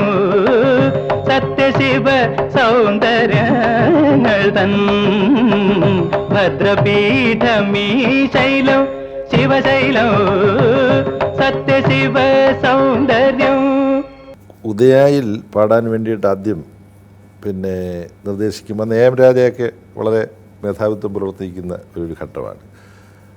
ശാരംഗവാണിയും ദേവരാജൻ മാഷും ഈ ഉദയ ബാനറിനെ കൊണ്ട് ദാസേട്ടനെ അംഗീകരിപ്പിക്കുന്നതിൽ ഒരു പങ്ക് വഹിച്ചിട്ടുണ്ട്. ആദ്യം പഞ്ചാരപ്പാലുമുട്ടായി ആ പാട്ടോ മറ്റോ ആണ് പിന്നെ പാടിയത്. അതിനുശേഷം ദാസേട്ടൻ്റെ ശബ്ദത്തിൻ്റെ സൗകുമാര്യമൊക്കെ തിരിച്ചറിഞ്ഞിട്ടാണ് ദേവരാജൻ മാഷും വയലാറും ദാസേട്ടനും കൂടെ ചേരുന്ന ഒരു ത്രിത്വം നമ്മുടെ സംഗീതത്തിൻ്റെ വസന്തകാലമായിട്ട് ആവിർഭവിച്ചു. അന്നത്തെ എന്തെങ്കിലും ഓർമ്മകൾ ദാസേട്ടൻ? അതിന് മുൻപൊരു സംഭവം ഉണ്ടായിട്ടുണ്ട്. ഞാൻ MBS ഓർക്കാണ്ടിരിക്കാൻ വയ്യ. MB ശ്രീനിവാസനാണ് കാൽപ്പാടുകളിൽ. അപ്പോൾ അവിടെയും ഒരു സംഭവം ഉണ്ടായിട്ടുണ്ടെന്ന് KS ആൻ്റണി പിന്നെ പറഞ്ഞു. KS ആൻ്റണി ആയിരുന്നു അതിൻ്റെ ഡയറക്ടർ. നമ്പ്യാത്താണ് അതിൻ്റെ പ്രൊഡ്യൂസറൊക്കെ. രാമൻ നമ്പി. അതെ, ഇന്നും ഉണ്ട് അദ്ദേഹം. വളരെ ഇന്നും കുഞ്ഞെന്ന് പറഞ്ഞ് എല്ലാം വിട്ടിട്ട് ഒതുങ്ങിയിരിക്കുക. അപ്പം എനിക്ക് അസുഖം വന്നു ഇവിടെ മദ്രാസിൽ വന്നു കഴിഞ്ഞപ്പോഴേക്കും ടൈഫോയിഡിൻ്റെ അറ്റാക്ക് വന്നു. അപ്പോൾ അതുകൊണ്ട് അവർക്ക് തോന്നിക്കാണും ചിലപ്പം പാടിയ ശരിയാവില്ല എന്നുള്ളത് കൊണ്ട് ഒരു 4 വരി. എൻ്റെ പാട്ട് ഏതായിരുന്നു എന്ന് വെച്ചാൽ, ഞാൻ പാടേണ്ട പാട്ട് ഞാനും ഒരു ഡ്യുവറ്റാണ്. കാണുമ്പോൾ ഞാനൊരു കരിരുമ്പ് കയ്യു പിടിച്ചാലോ പൂവും കരിമ്പ്. ആ പൂവും കരിമ്പ് എന്നുള്ളതിൻ്റെ എക്സ്പ്രഷൻ പോലും ഇന്ന് എനിക്ക് ഓർമ്മയുണ്ട്. അതായത് MB സാർ പറഞ്ഞു തരുന്നത്, കാണുമ്പോൾ ഞാനൊരു കരിരുമ്പ് കയ്യു പിടിച്ചാലോ പൂവും കരിമ്പ് എന്ന് പറയണമെന്നൊക്കെ പറഞ്ഞാൽ ഇപ്പോഴും ഓർമ്മ. അത് കഴിഞ്ഞിട്ടാണ് ഇതൊക്കെ പ്രാക്ടീസ് ചെയ്തൊക്കെ റിഹേഴ്സൽ. അത് കുറേ പ്രാവശ്യം ആദ്യത്തെ പാട്ടല്ലേ. പക്ഷെ അത് പാടിക്കാതെ എനിക്ക് ഈ ടൈഫോയിഡിൻ്റെ അറ്റാക്ക് വരാനും വെറും 4 വരികൾ ഇന്നും എൻ്റെ ജീവിതത്തിൽ ഞാൻ മുറുകെ പിടിച്ചുകൊണ്ടിരിക്കുന്ന ഒരു സംഗതിയാണ് എൻ്റെ വായിൽ നിന്ന് ആദ്യം റെക്കോർഡാകാൻ ഇടയായത്. അപ്പോൾ ഇതിനൊക്കെ എങ്ങനെയാണ് നമ്മളൊരു തീരുമാനം എടുക്കുക? കാവ്യനീതി എന്ന് പറയാൻ പറ്റും, പൊയറ്റിക് ജസ്റ്റിസ്. അത് തന്നെ. ഇത് വേണം ദാസേട്ടൻ പാടാനെന്ന് ഒരു ചരിത്രത്തിൻ്റെ നിയോഗം പോലെ സംഭവിച്ചതാണെന്ന്. അതെ. ഇപ്പം എന്നെ ബേബി അങ്ങനെ പറയുമായിരിക്കും. ഞാൻ പറയും എൻ്റെ ശക്തി, എനിക്കൊരു പറയിൽ വലിയൊരു ശക്തിയുണ്ട് ഈ തീരുമാനങ്ങൾക്കൊക്കെ. ആ തീരുമാനങ്ങൾക്ക് ഇവിടെ ഞാൻ എപ്പോഴും പറയും, ബേബിയോട് നമ്മൾ ചിലപ്പോൾ പറയുമല്ലോ, തുല്യരാണ് നമ്മൾ. ഉണ്ടെന്ന് പറയുന്ന ഞാനും ഇല്ലെന്ന് പറയുന്ന ബേബിയും ഒരേ തുല്യ നിലയിൽ നിൽക്കുന്നവർ. നമുക്ക് രണ്ടുപേർക്കും അത് ഇത് ചെയ്ത് പറയാനൊക്കില്ല. പക്ഷേ എൻ്റെ വിശ്വാസം അതാണ്. എൻ്റെ വിശ്വാസത്തിൽ ഞാൻ പൂർണ്ണമായിട്ട് വിശ്വസിക്കുന്ന ഇതെല്ലാം നമുക്കറിയാത്ത ഒരുപാട് കാര്യങ്ങളുണ്ട്. ആ കാര്യങ്ങളിലേക്ക് നമ്മൾ പ്രവേശിക്കുമ്പോൾ നമുക്ക് കിട്ടുന്ന ഒരു ഫലമായിട്ടാണ്. പിന്നെ കഴിഞ്ഞു പോയതല്ലേ നമുക്ക് ഓർക്കാനൊക്കെ ഉള്ളൂ. അപ്പോൾ അതിൽ എനിക്ക് കിട്ടിയിട്ടുള്ള ഈ പ്രത്യേകിച്ച് ആ ജാതിഭേദം, മതദ്വേഷം, അതെപ്പോഴും ഞാൻ എവിടെ പോയാലും പാടാൻ പറഞ്ഞാൽ എനിക്കൊരു അത് പാടി ഓരോ ദിവസം പാടുന്നതോറും അല്ലെങ്കിൽ ഓരോ ദിവസം അത് ഉൾക്കൊള്ളുമ്പോഴും കൂടുതൽ ഇനിയിപ്പോൾ നിർത്തണമെന്ന് എനിക്ക് പേടിയുണ്ട്. കാരണം എന്താണെന്ന് വെച്ചാൽ ഞാൻ എത്രത്തോളം പാടുന്നു അത്രത്തോളം മനുഷ്യൻ പിന്മാറിക്കൊണ്ടിരിക്കാതെ ഇന്ന്. ജാതിഭേദം മതദ്വേഷം ഏതുമില്ലാതെ സർവരും സോദരത്വേന വാഴുന്ന മാതൃകാസ്ഥാനമാണിത്. എൻ്റെ ഫാദർ എന്നോട് പറഞ്ഞത്, നീ ഒന്നിനോടും ബന്ധപ്പെടരുതെന്ന് പറഞ്ഞതിൻ്റെ അർത്ഥം തന്നെ ഇപ്പോഴാണ് എനിക്ക് മനസ്സിലായി തുടങ്ങിയത്. കാരണം എന്താണെന്ന് വെച്ചാൽ സർവം ബ്രഹ്മാസ്മി എന്നുള്ളത് വേറൊരു തരത്തിൽ അദ്ദേഹം എന്നെ പറഞ്ഞു മനസ്സിലാക്കി. ജാതിഭേദം മതദ്വേഷം ഏതുമില്ലാതെ സർവരും സോദരത്വേന വാഴുന്ന മാതൃകാ സ്ഥാനമാണിത്. ഇപ്പം ആദ്യം കിട്ടി 4 വരികൾ. പിന്നീട് ദാസേട്ടൻ ഏറ്റവും ഇഷ്ടപ്പെട്ട ദാസേട്ടൻ പാടിയ ഗാനങ്ങൾ എന്ന തരത്തിൽ തിരഞ്ഞെടുത്ത കൂട്ടത്തിൽ മനുഷ്യൻ മതങ്ങളെ സൃഷ്ടിച്ചു എന്നുള്ള വയലാറിൻ്റെ രചന, മണ്ണ് പങ്കുവച്ചു മനസ്സ് പങ്കുവച്ചു എന്നാണ് അത് അവസാനിക്കുന്നത്. ഇങ്ങനെ ദാർശനിക മാനങ്ങളുള്ള രചനകൾ പാടാൻ കിട്ടിയിട്ടുള്ള അവസരം ദാസേട്ടൻ്റെ ദാർശനിക അന്വേഷണങ്ങളെ പ്രചോദിപ്പിച്ചു എന്ന് പറയാൻ പറ്റുമോ? തീർച്ചയായിട്ടും. അല്ല, കിട്ടിയതിൻ്റെ ഒരു ഇതിലല്ലേ, അല്ലെങ്കിൽ ഏതെങ്കിലും ഒരു പാട്ട് എന്നെക്കൊണ്ട് എൻ്റെ ശബ്ദത്തിൽ കൂടി, അല്ലെങ്കിൽ ദേവരാജ മാസ്റ്ററോ അല്ലെങ്കിൽ ദക്ഷിണാമൃതസ്വാമിയോ ബാബുരാജോ രാഘവൻ മാസ്റ്ററോ ഒക്കെ അവരുടെയൊക്കെ ഇരുന്നാലും ഇങ്ങനെയുള്ള കൂടുതൽ തത്വപ്പാട്ടുകൾ, ഇപ്പോൾ ചലനം ഇങ്ങനെയുള്ളത്, അല്ലെങ്കിൽ മനുഷ്യൻ മതങ്ങളെ സൃഷ്ടിച്ചു. പിന്നെ ഇതിൽ തന്നെ പറയുന്നുണ്ട് ബാബുരാജിൻ്റെ പ്രവാചകന്മാർ. പിന്നെ ഒന്ന് ബാബുരാജ് സാറിൻ്റെ ഉണ്ടല്ലോ, നിസ്കരിക്കുമ്പോഴും കുരിശ് വരയ്ക്കുമ്പോഴും ഇതൊക്കെ ആയിട്ട് അങ്ങനെ. അപ്പോൾ ഇതെല്ലാം അച്ഛനും ബാപ്പയിലെ അല്ല, അതിപ്പം അങ്ങനെയൊക്കെ ഒരു ഭാഗ്യം എന്നോ അല്ലെങ്കിൽ അത് അങ്ങനെ ഒരു അവസ്ഥ നമുക്ക് ലഭിച്ചതാണ് ഏറ്റവും വലിയൊരു അനുഗ്രഹം, ഇവരുടെയൊക്കെ അനുഗ്രഹം. അതിപ്പോൾ ആ സമയത്ത് നമ്മളും അതിന് ബന്ധപ്പെട്ടു എന്നുള്ളതാണ് ഏറ്റവും വലിയൊരു സന്തോഷം. ചലനം ചലനം ചലനം ചലനം ചലനം ചലനം മാനവ ജീവിത പരിണാമത്തിൻ മയൂര സന്ദേശം. ചലനം ചലനം ചലനം ചലനം ചലനം ചലനം മാനവ ജീവിത പരിണാമത്തിൻ മയൂര സന്ദേശം. ചലനം ചലനം ചലനം. മാണിക്യ വീണ പാടിയപ്പോഴാണല്ലോ വൈകിട്ടാണെങ്കിലും എന്ന് ഞാൻ വിചാരിക്കുന്നു ആദ്യത്തെ സ്റ്റേറ്റ് അവാർഡ് ആദ്യത്തെ ഈ അവാർഡ് കിട്ടുമ്പോൾ ദാസേട്ടൻ എങ്ങനെയാണ് അതിനെ കണ്ടത്? നമുക്കൊന്നും അതിനെപ്പറ്റി ചിന്തിക്കാൻ വയ്യ. പക്ഷേ അതിനോട് ബന്ധപ്പെട്ട ഒരു വലിയ മഹാൻ എനിക്ക് ഓർക്കാതിരിക്കാൻ വയ്യ. എനിക്ക് പോലും അത് തോന്നിയിട്ടില്ലല്ലോ അദ്ദേഹം എന്നോട് ചെയ്തതിന്. ആ മഹാൻ എനിക്ക് ഓർക്കാതിരിക്കാൻ വയ്യ. കാരണം ഞാനത് മറന്നു പോകാറുണ്ട്. ചെയ്യേണ്ട കാര്യം ചെയ്യണമെന്ന് ആഗ്രഹം ഉണ്ടെങ്കിൽ പോലും ചിലപ്പോൾ ഞാൻ മറന്നു പോകും. പക്ഷെ അത് മറക്കാതെ എനിക്ക് കിട്ടിയ, അദ്ദേഹം അന്ന് വളരെ ഉയർന്ന നിലവാരം പുലർത്തുന്ന ഒരു കലാകാരനാണ്. അദ്ദേഹം എനിക്ക് ഈ അവാർഡ് കിട്ടിയ ഉടനെ തന്നെ ഇത് ചെയ്ത് വളരെ പ്രശംസിക്കുകയും അതോടൊപ്പം തന്നെ അനുഗ്രഹിച്ചുകൊണ്ടൊരു ലെറ്റർ അയച്ചു. അത് മറ്റാരുമല്ല, പി ബി ശ്രീനിവാസൻ. അദ്ദേഹത്തിന് ഇപ്പോഴും ഉണ്ട് ആ ഒരു സ്വഭാവം. എന്നോട് മാത്രമല്ല, എന്തായാലും എവിടെയായാലും കച്ചേരി ആയാലും എന്തായാലും അദ്ദേഹം അവിടെ എത്തും. അവിടെ എത്തിക്കഴിഞ്ഞിട്ടുണ്ടെങ്കിൽ ഇപ്പോൾ സുശീലാമ്മയുടെ ആണെങ്കിലും അല്ലെങ്കിൽ മറ്റേതൊരു ഗായകൻ്റെ ആണെങ്കിലും എപ്രിഷ്യേറ്റ് ചെയ്തൊരു കവിത എഴുതി അദ്ദേഹം വായിക്കുകയോ അല്ല കൊടുക്കുകയോ ചെയ്യും. അതൊരു വലിയ മഹത്വമാണ് അദ്ദേഹത്തിന് പഠിക്കാൻ. മാണിക്യ വീണയുമായൻ മനസ്സിൻ്റെ താമരപ്പൂവിലുണർന്നവളെ, പാടുകില്ലേ വീണമീട്ടുകില്ലേ, നിന്റെ വേദന എന്നോട് ചൊല്ലുകില്ലേ, ഒന്നും മിണ്ടുകില്ലേ. ദാസേട്ടൻ അഭിനയിക്കുന്നതിനുള്ള അവസരം വളരെ നിയന്ത്രിതമായി ഏതാനും ഒരു വശപ്പശയിൽ പോയി പെട്ടതാണ് ഞാനത്. കാരണം ചിലപ്പോൾ ഇപ്പം ഈ സ്നേഹം കൊണ്ട് ഇപ്പോൾ ബേബിയും ബെറ്റിയൊക്കെ ഉള്ള സ്നേഹത്തിൻ്റെ പുറത്ത് ഞാൻ ഒരു ഇച്ചിരി അടിപ്പെട്ടു പോകും. അത് പറയാതിരിക്കാൻ പറ്റും. ഇപ്പോൾ ഒരു ഇൻ്റർവ്യൂ ആയതുകൊണ്ടൊന്നും അല്ല, അതൊക്കെ അറിയേണ്ട കാര്യം അറിഞ്ഞോട്ടെന്നേ. അപ്പോൾ അതുപോലെ അന്ന് എൻ്റെ ഫാദറിൻ്റെ വലിയൊരു ഫാമിലി ബന്ധമുള്ള ഒരാളാണ്, ഫ്രണ്ടായിരുന്നു P A Thomas. P A Thomas എന്നെ വലിച്ചതിനകത്ത് ഇട്ടു. അങ്ങനെയാണ് ഞാൻ ഇത് സത്യം മാഷിൻ്റെ കയ്യിൽ ഇങ്ങനെ തൂങ്ങിക്കിടക്കേണ്ടി വന്നത്. നല്ല സുറുമ നല്ല സുറുമ കൊച്ചു ചിന്തൂര പൊട്ടുകുത്തി മന്ദാര കണ്ണിണയിൽ സുന്ദരി മാരണിയും സുറുമ. നല്ല സുറുമ നല്ല സുറുമ കൊച്ചു ചിന്തൂര പൊട്ടുകുത്തി മന്ദാര കണ്ണിണയിൽ സുന്ദരി മാരണിയും സുറുമ. നല്ല സുറുമ നല്ല സുറുമ മദനനെ മയക്കുന്ന മിഴിയിൽ ഇളം മാതള മലരുകൾ വിരിയാൻ. മദനനെ മയക്കുന്ന മിഴിയിൽ ഇളം മാതള മലരുകൾ വിരിയാൻ.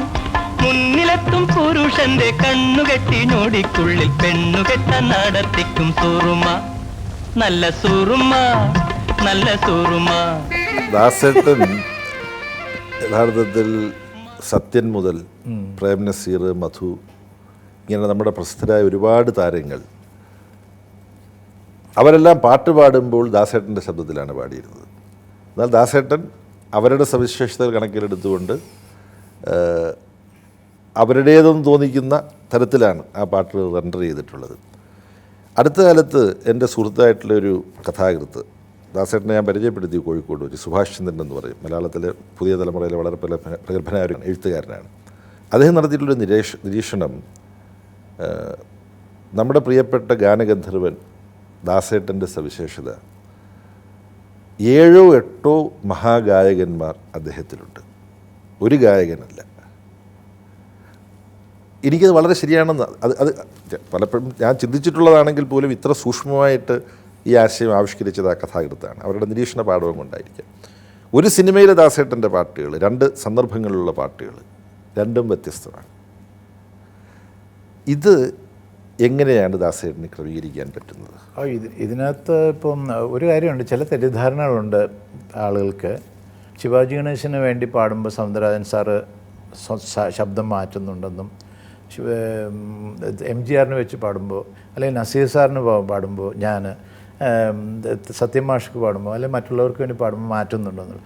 അങ്ങനെ മാറ്റുന്നു എന്ന് പറഞ്ഞാൽ ഇതൊന്നും അല്ലാത്ത സിനിമ കാണാതിരിക്കുമ്പോൾ നമ്മുടെ പാട്ട് കേൾക്കുമ്പോൾ ഇത് ദാസേട്ടൻ പാടിയത് അല്ലെങ്കിൽ യേശുദാസ് പാടിയതാണെന്ന്, അല്ലെങ്കിൽ അത് ജയചന്ദ്രൻ പാടിയതാണ്, അതല്ലെങ്കിൽ മറ്റ് ആരെങ്കിലും പാടിയതാണെന്ന് പറയാൻ കാരണം ആ വോയിസിൻ്റെ ആ കൾച്ചർ കറക്റ്റായിട്ട് അതിനകത്തുള്ളത് കൊണ്ടാണ്. പിന്നെ ഭാവം അവർ അത് ഉൾക്കൊണ്ടുകൊണ്ട് അത് ചെയ്തിട്ടുള്ളത് കൊണ്ടാണ് ഇത് നസീർ പാടിയത് തന്നെയായിട്ട് തോന്നുന്നതെന്ന് പറഞ്ഞു, നസീർ അല്ലേ. അപ്പോൾ ആ അത്രയ്ക്ക് അതിനോട് ഇഴുകിച്ചേരുന്നത് കൊണ്ടാണ് അത് തോന്നുന്നത്. ഇപ്പോഴത്തെ കാലത്ത് കുറച്ചൊരു വ്യത്യാസം വന്നിട്ടുണ്ട്. അന്ന് എനിക്കിപ്പോഴും ഓർക്കുന്ന 1000 പാദസ്വരത്തിൽ നസീർ ഈ നിലാവും ഈ കുളിർക്കാറ്റും ഈ എന്ന് പറയുമ്പോൾ ഇവിടുത്തെ ഈ ഞരമ്പ് വരെ പൊങ്ങിയിരിക്കുന്ന ഷോട്ട് കാണാം നമുക്ക്. അതാണ് അതിൻ്റെ ഏറ്റവും വലിയൊരു നാച്ചുറാലിറ്റിയും. അപ്പോൾ ആളുകൾക്ക് തന്നെ ഇത് ദാസേട്ടനാണോ അതോ നസീർ തന്നെയാണോ പാടുന്നത്, അങ്ങോട്ട് ഇഴി ചേർത്തു. അത് ഡയറക്ടറുടെ ഉദ്ദേശം. ഈ നിലാവും ഈ കുളിർ കാറ്റും ഈ പളുങ്കു കൽപ്പടവുകളും ഈ നിലാവും ഈ കുളിർ കാറ്റും ഈ പളുങ്കു കൽപ്പടവുകളും ഓടിയെത്തും ഓർമ്മകളിൽ ഓമലാളിൻ ഗൽഗതവും ഓമലേ ആരോമലേ ഒന്നു ചിരിക്കൂ ഒരിക്കൽ കൂടി ആയിരം പാദസരങ്ങൾ കേളുങ്ങി. ഇന്നിപ്പോൾ അതല്ല. ഇന്ന് കാരണം എല്ലാം അകന്നാണ് ഷൂട്ട് ചെയ്യുന്നത് തന്നെ. കാരണം ഒരുപാട് പേരുടെ ഒറ്റ ഷോട്ടിൽ ഒരുപാട് പേരുടെ പാട്ടുകളും ഡാൻസും ഒക്കെ വേണം. ആൾക്കൂട്ടത്തെയാണ് മറ്റത് അതല്ല. എത്രയോ സമയമാണ് ഒരാളുടെ മുഖം മാത്രം അടുപ്പിച്ച് പാട്ട് എടുക്കുന്നത്. ആ ലിപ്പിലൊരു വ്യത്യാസം വരത്തില്ല. അത്രയ്ക്ക് എഫർട്ട് അന്ന് ചെയ്തിരുന്നു. ഇന്നിപ്പോൾ സുഖമല്ലേ, എവിടെയെങ്കിലും ദൂരത്ത് ഒരു 10, 100, 200 അടി അപ്പുറത്താണ് ഈ പാട്ട് നടക്കുന്നത്, ഡാൻസും ബഹളവും നടക്കുന്നത്. അതിനിടയ്ക്ക് ഇപ്പുറത്തുനിന്ന് എന്തെങ്കിലുമൊക്കെ ഒന്ന് കാണിച്ചാൽ. ആ കാലത്ത് അതല്ല. അവരിരുന്ന് ഡിസ്കസ് ചെയ്യുക. റെക്കോർഡിങ് ടൈമിൽ മ്യൂസിക് ഡയറക്ടർ വരും, എഴുതുന്ന ആളുണ്ടാവും, പ്രൊഡ്യൂസറുണ്ടാവും. കാശ് തരുന്ന ആളെ പറ്റി ചിന്തിക്കാറില്ല. കാരണം അദ്ദേഹം തന്നെയാണ് മുൻപിൽ തന്നെ ഇരിക്കണത്. അദ്ദേഹത്തിന് അഭിപ്രായങ്ങളൊന്നും ഉണ്ടാവില്ല. പക്ഷെ കേട്ട് ആ ഡിസ്കഷൻ ചെയ്യുമ്പോൾ അവരിരുന്നൊക്കെ എത്രയോ ദിവസങ്ങൾ ഇത് ഉണ്ടാക്കിയിട്ടാണ് ഇവിടെ കൊണ്ടുവന്ന് ഞങ്ങളുടെ കയ്യിൽ തരുന്നത്. അപ്പോൾ അതിനൊരുപാട് ജീവനുണ്ടായിരുന്നു. ദാസേട്ടൻ്റെ എല്ലാം മറക്കാൻ കഴിയാത്ത പാട്ടുകൾ കേട്ട് ആസ്വദിക്കുന്ന മലയാളികൾ ഈ പാട്ടിൻ്റെ പിന്നിൽ പ്രവർത്തിച്ച് വളരെ വിലപ്പെട്ട സംഭാവന നൽകിയ അദൃശ്യരായ പലരെയും അറിയാറില്ല. പക്ഷേ ദാസേട്ടൻ കിട്ടുന്ന സന്ദർഭങ്ങളിൽ അവരെ പലരെയും സമൂഹത്തിൽ പരിചയപ്പെടുത്തി കൊടുക്കാൻ തയ്യാറായിട്ടുണ്ട്. തരങ്കിണിയിൽ കരുണാകരൻ, റെക്കോർഡിസ്റ്റായിട്ടുള്ള കരുണാകരൻ തരങ്കിണി തുടങ്ങിയപ്പോൾ അതിന് ഉദ്ഘാടനത്തിന് ദാസേട്ടൻ്റെ ആദ്യം പാട്ട് റെക്കോർഡ് ചെയ്യുന്നതിൽ പങ്കുവച്ച കോട്ടേശ്വര റാവു അദ്ദേഹത്തെ നിർബന്ധപൂർവ്വം ആ തരങ്കിണിയുടെ ഉദ്ഘാടന ചടങ്ങിന് ദാസേട്ടൻ കൊണ്ടുവന്നതായിട്ട് ആദ്യം ഇവിടെ ഈ ജാതിഭേദം റെക്കോർഡ് ചെയ്തത് അദ്ദേഹമാണ്. ആദ്യമാണ് ഒരു വലിയ സ്റ്റുഡിയോയിൽ നിന്ന് എൻ്റെ ശബ്ദം ഇതെടുത്തത്. അപ്പോൾ MBS ചോദിക്കുന്നുണ്ട്, what is your opinion about his voice എന്ന് ചോദിച്ചു. അപ്പോൾ അദ്ദേഹം പറഞ്ഞിങ്ങനെ 10 വർഷം കഴിഞ്ഞിട്ട് പറയാമെന്ന് പറഞ്ഞു. അപ്പം ഞാൻ വാസത്തിൽ ചോദിച്ചു, അയ്യോ പിന്നെ 10 വർഷം കഴിഞ്ഞു വരണമെന്നുള്ളതാണ് ഞാൻ വിചാരിച്ചത്. 10 വർഷത്തേക്ക് ഗ്യാരണ്ടിയാണ് തന്നെന്നുള്ളത്. അപ്പോൾ ആ കോട്ടീശ്വര റാവു ഒരു വലിയൊരു ഗുരുവാണെന്ന് മനസ്സിൽ കണ്ടുകൊണ്ടാണ് ഞാൻ അദ്ദേഹത്തിനെ വിളിച്ചുകൊണ്ട് വന്നത്. അദ്ദേഹമാണ് അത് ആദ്യം അവിടെ സ്റ്റുഡിയോ ഇത് ചെയ്തത്. മലയാള സംഗീതത്തിൻ്റെ ഈ വസന്തകാലത്തെക്കുറിച്ച് ചിന്തിക്കുമ്പോൾ ഒരു അപൂർവമായ സംഗമം ഇവിടെ ഉണ്ടായതായിട്ട് എനിക്ക് തോന്നുന്നു. ഒന്ന്, അതുല്യരായ ഗാനരചയിതാക്കൾ, ദാർശനിക തലങ്ങളുള്ള കാവ്യശോഭയുള്ള രചനകൾ, പി ഭാസ്കരൻ മാഷും വയലാറും ONVയും പിന്നീട് ശ്രീകുമാരൻ തമ്പി മറ്റ് ഗാനരചയിതാക്കളുമൊക്കെ ഉണ്ട്. ഇതിന് വിസ്മയകരമായ ഗൗരവവും ഭാവഗരിമയുമുള്ള സംഗീതം പകർന്നു കൊടുത്ത ദക്ഷിണാമൂർത്തി മാഷും ദേവരാജൻ മാഷും രാഘവൻ മാഷും ബാബുരാജിനെയും പോലുള്ള സംഗീത സംവിധായകർ, ഇവരുടെ ഈ മഹത്തായ സംഗമം സൃഷ്ടിക്കുന്ന മഹത്തായ ഗാനങ്ങൾ ആലപിക്കാൻ ദാസേട്ടനെ പോലൊരാൾ ഉണ്ടായി തീരൂ. ഇതെല്ലാം ഇങ്ങനെ ഒത്തുവന്നത് ഒരു സംഗീത ലോകത്തിൻ്റെ ഒരു വലിയ സൗഭാഗ്യമാണ്. ഇവരുടെ ഈ സംഭാവനയെക്കുറിച്ച് ദാസേട്ടൻ എങ്ങനെയാണ്? അവിടെയും എനിക്ക് പറയാനുള്ളത് എന്താണെന്ന് വെച്ചാൽ, ഇത് ഞാൻ പ്രതീക്ഷിച്ച് ഇങ്ങനെ ഇരിക്കും കിട്ടും എന്നുള്ളത് ആഗ്രഹിച്ച് വന്നവനല്ല. എനിക്ക് പറയാനുള്ളത്, ഞാനൊരു കോളേജിൽ പഠിക്കാൻ പോകുമ്പോൾ എൻ്റെ ടീച്ചേഴ്സ് എങ്ങനെ ഇരിക്കും, ഞാനിതെന്തെല്ലാം പഠിക്കും, എന്തായിരിക്കും എൻ്റെ ഫ്യൂച്ചറിൽ എൻ്റെ റിസൾട്ട് എന്തായിരിക്കും എന്നൊന്നും അറിയാണ്ട് കയറി വന്നതാണ്. അവിടെ വന്നപ്പോഴേക്കും എനിക്ക് കിട്ടാവുന്നതിനേക്കാൾ ഉപരിയായിട്ട് വളരെ പ്രശസ്തരായവരും, പിന്നെ ഒന്ന്, കേരളത്തിന് അന്ന് വരെ ആ മണ്ണിലോട്ട് ഒരു തരത്തിലുള്ള ചെടികളും നട്ടു വളർത്തിയിട്ടില്ലായിരുന്നു, സംഗീതത്തിൻ്റെ ചെടികൾ. അത് ശരിക്ക് വളക്കൂറുള്ള ആ മണ്ണിലോട്ട് ഈ വിത്തുകൾ അങ്ങോട്ട് ധൈര്യമായിട്ട് വെതറി അവർ. ഹിന്ദിയുടെയും തമിഴിൻ്റെയും അനുകരണമായിരുന്നു അപ്പോൾ ഉണ്ടായത്. അതാണ്. അത് അതൊക്കെ ഇവരാണ്. അത് പ്രത്യേകിച്ച് ദക്ഷിണാമൃതസ്വാമിയും രാഘവൻ മാസ്റ്ററും ദേവരാജൻ മാസ്റ്റർ പ്രത്യേകിച്ചും ദേവരാജൻ മാസ്റ്ററും പിന്നെ ബാബുരാജിന് വലിയൊരു അനുഗ്രഹമുള്ള എന്താണെന്ന് വെച്ചാൽ ആ ഹിന്ദി രാഗങ്ങളുടെ ഏറ്റവും നമുക്ക് ചിന്തിക്കാവുന്നതാണ്. ഇപ്പോൾ മലയാളത്തിൽ ഞാൻ അല്പം മ്യൂസിക് ചെയ്യാൻ ശ്രമിച്ചത് കൊണ്ട് എനിക്കറിയാം എത്രത്തോളം വിഷമമാണ് മലയാളം ട്യൂൺ ചെയ്യാനെന്നുള്ളത്, മലയാള ഭാഷ. കാരണം ഇപ്പം ജബ് ദീപ് ജലേ എന്ന് പറഞ്ഞിട്ട് എത്ര വേണമെങ്കിലും നീട്ടാം. ജബ് ദീപ് ജലേ എന്ന് ആക്കിയാലും കുഴപ്പമില്ല. അതേസമയം നമ്മുടെ മലയാളത്തിനെ അങ്ങനെ ആക്കിയാൽ മഹാവൃത്തികേടായിരിക്കും. വളരെ റിസ്ട്രിക്റ്റഡാണ്. അതല്ലേ വരുന്നത്. അപ്പോൾ കമ്പോസ് ചെയ്യുന്ന ഇവർ പ്രത്യേകിച്ച് ഇത് ബാബുരാജ് ഈ പാട്ടിപ്പം താമസമെന്തേ വരുവാൻ ആ അക്ഷരത്തിന് മലയാള അക്ഷരങ്ങൾക്ക് യാതൊരു പ്രശ്നമില്ലാതെ ആ ഹിന്ദുസ്ഥാനി സംഗീതത്തിനെ ഇങ്ങോട്ട് എടുത്ത് യാതൊരു തരത്തിലും അതിനെ വിഷമിപ്പിക്കാതെ ഉണ്ടാക്കിയ ഒരു മഹാ കമ്പോസറാണ്.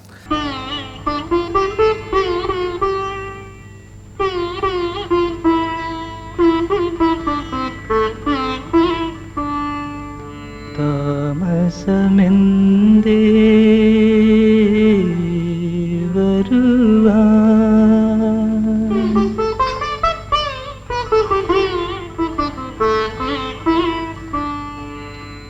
താമസമെന്തേ വരുവാൻ പ്രാണസഖി എൻ്റെ മുന്നിൽ താമസമെന്തേ അണയാൻ പ്രേമമയി എൻ്റെ കണ്ണിൽ താമസമെന്തേ വരുവാൻ പ്രാണസഖി എൻ്റെ മുന്നിൽ താമസമെന്തേ അണയാൻ പ്രേമമയി എൻ്റെ കണ്ണിൽ താമസമെന്തേ വരുവാൻ.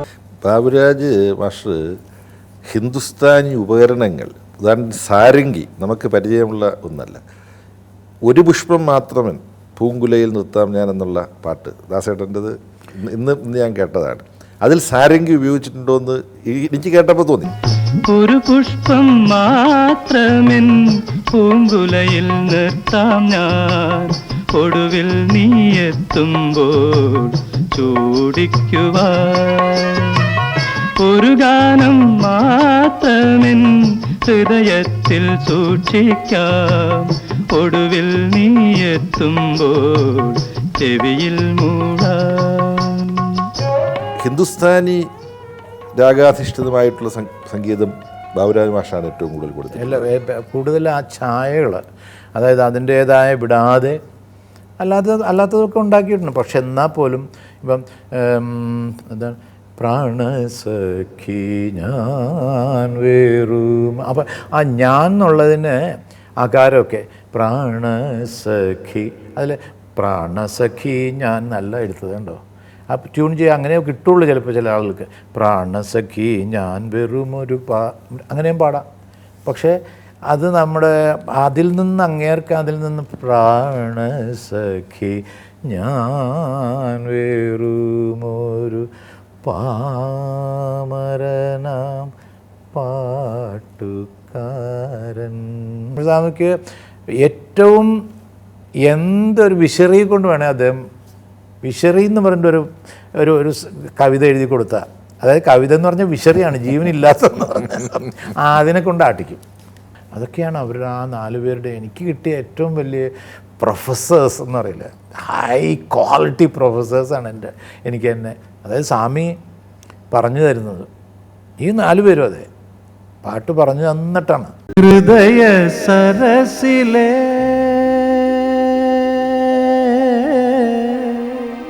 പ്രണയ പ്രണയ പുഷ്പമേ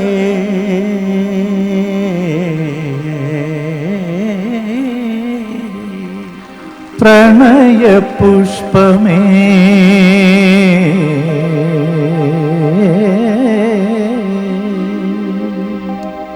ഹൃദയ സരസിലെ പ്രണയ പുഷ്പമേ ഇനിയും നിൻ കഥ പറയൂ. ആദ്യത്തെ ജ്ഞാനപീഠ പുരസ്കാരം മലയാളത്തിൻ്റെ ജി ശങ്കരക്കുറുപ്പിനാണ് കിട്ടിയത്. ജി ശങ്കരക്കുറുപ്പ് എന്ന പ്രതിഭാശാലിയായിട്ടുള്ള കവിയുടെ ഒരു പ്രയോഗമാണ് ദാസേട്ടന് ഗാനഗന്ധർവൻ എന്ന, അത് ആരും പറഞ്ഞില്ലെങ്കിലും അതൊരു യാഥാർത്ഥ്യമാണ്. പക്ഷേ പിന്നെ ടാഗോർ മഹാത്മാഗാന്ധിയെ സംബോധന ചെയ്തതുപോലെ ദാസേട്ടനെ ഗാനഗന്ധർവൻ എന്ന് ജി ശങ്കരക്കുറുപ്പ് പിന്നെ നാമകരണം ചെയ്തു. ഈ ശ്രാന്തമമ്പരം എന്ന ശങ്കര അത് പാടിയതിന് ശേഷമാണോ അതിന് മുമ്പാണോ ഈ നാമകരണം? എനിക്കറിയില്ല, അതിനെപ്പറ്റി എനിക്കറിയില്ല. അതിന് മുൻപാണെന്ന് തോന്നുന്നു. പറയാൻ തുടങ്ങി.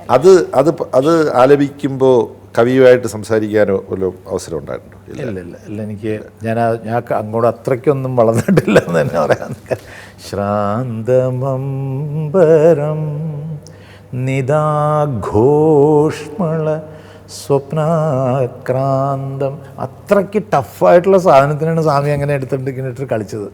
അതാണ് സ്വാമിയുടെ ഇത്. പിന്നെ ഒന്ന് ഇത് പഠിപ്പിച്ചു തരുമ്പോൾ സ്വാമി എനിക്ക് ഏറ്റവും എനിക്ക് മറക്കാൻ പറ്റാത്ത ഒരാളാണ് സ്വാമിയും. എല്ലാവരും അതെ. പക്ഷേ സ്വാമിയുടെ ബന്ധം എന്തെന്നറിയാമോ? ഞങ്ങളുടെ കുടുംബത്തിൻ്റെ ഒരു ഗുരുഭൂതനാണ്. മൂന്ന് തലമുറ. അതായത് അച്ഛനെ കൊണ്ട് പാടി. എനിക്ക് തോന്നുന്നു മോളെ എന്തെങ്കിലും ഒരു പാട്ട് പഠിപ്പിക്കുക പറഞ്ഞല്ലോ സ്വാമി പറഞ്ഞു. സ്വാമി പറഞ്ഞു അതാണ് ഞങ്ങളുടെയൊക്കെ ആഗ്രഹവും, കൊച്ചുമോളെ. അതെനിക്കൊരു സംശയം. അത് വളരെ പോപ്പുലറായ റസൂലെ തരങ്കിണിയിൽ ആദ്യം ഇറക്കം കൊടുത്തു ഞങ്ങളെല്ലാം പോയി ടിക്കറ്റ് എടുത്ത്. ഞാൻ സംഗീത സംവിധാനം നിർത്താൻ കാരണം ചോദിക്കുന്നില്ല ബേബി എന്താണെന്ന്.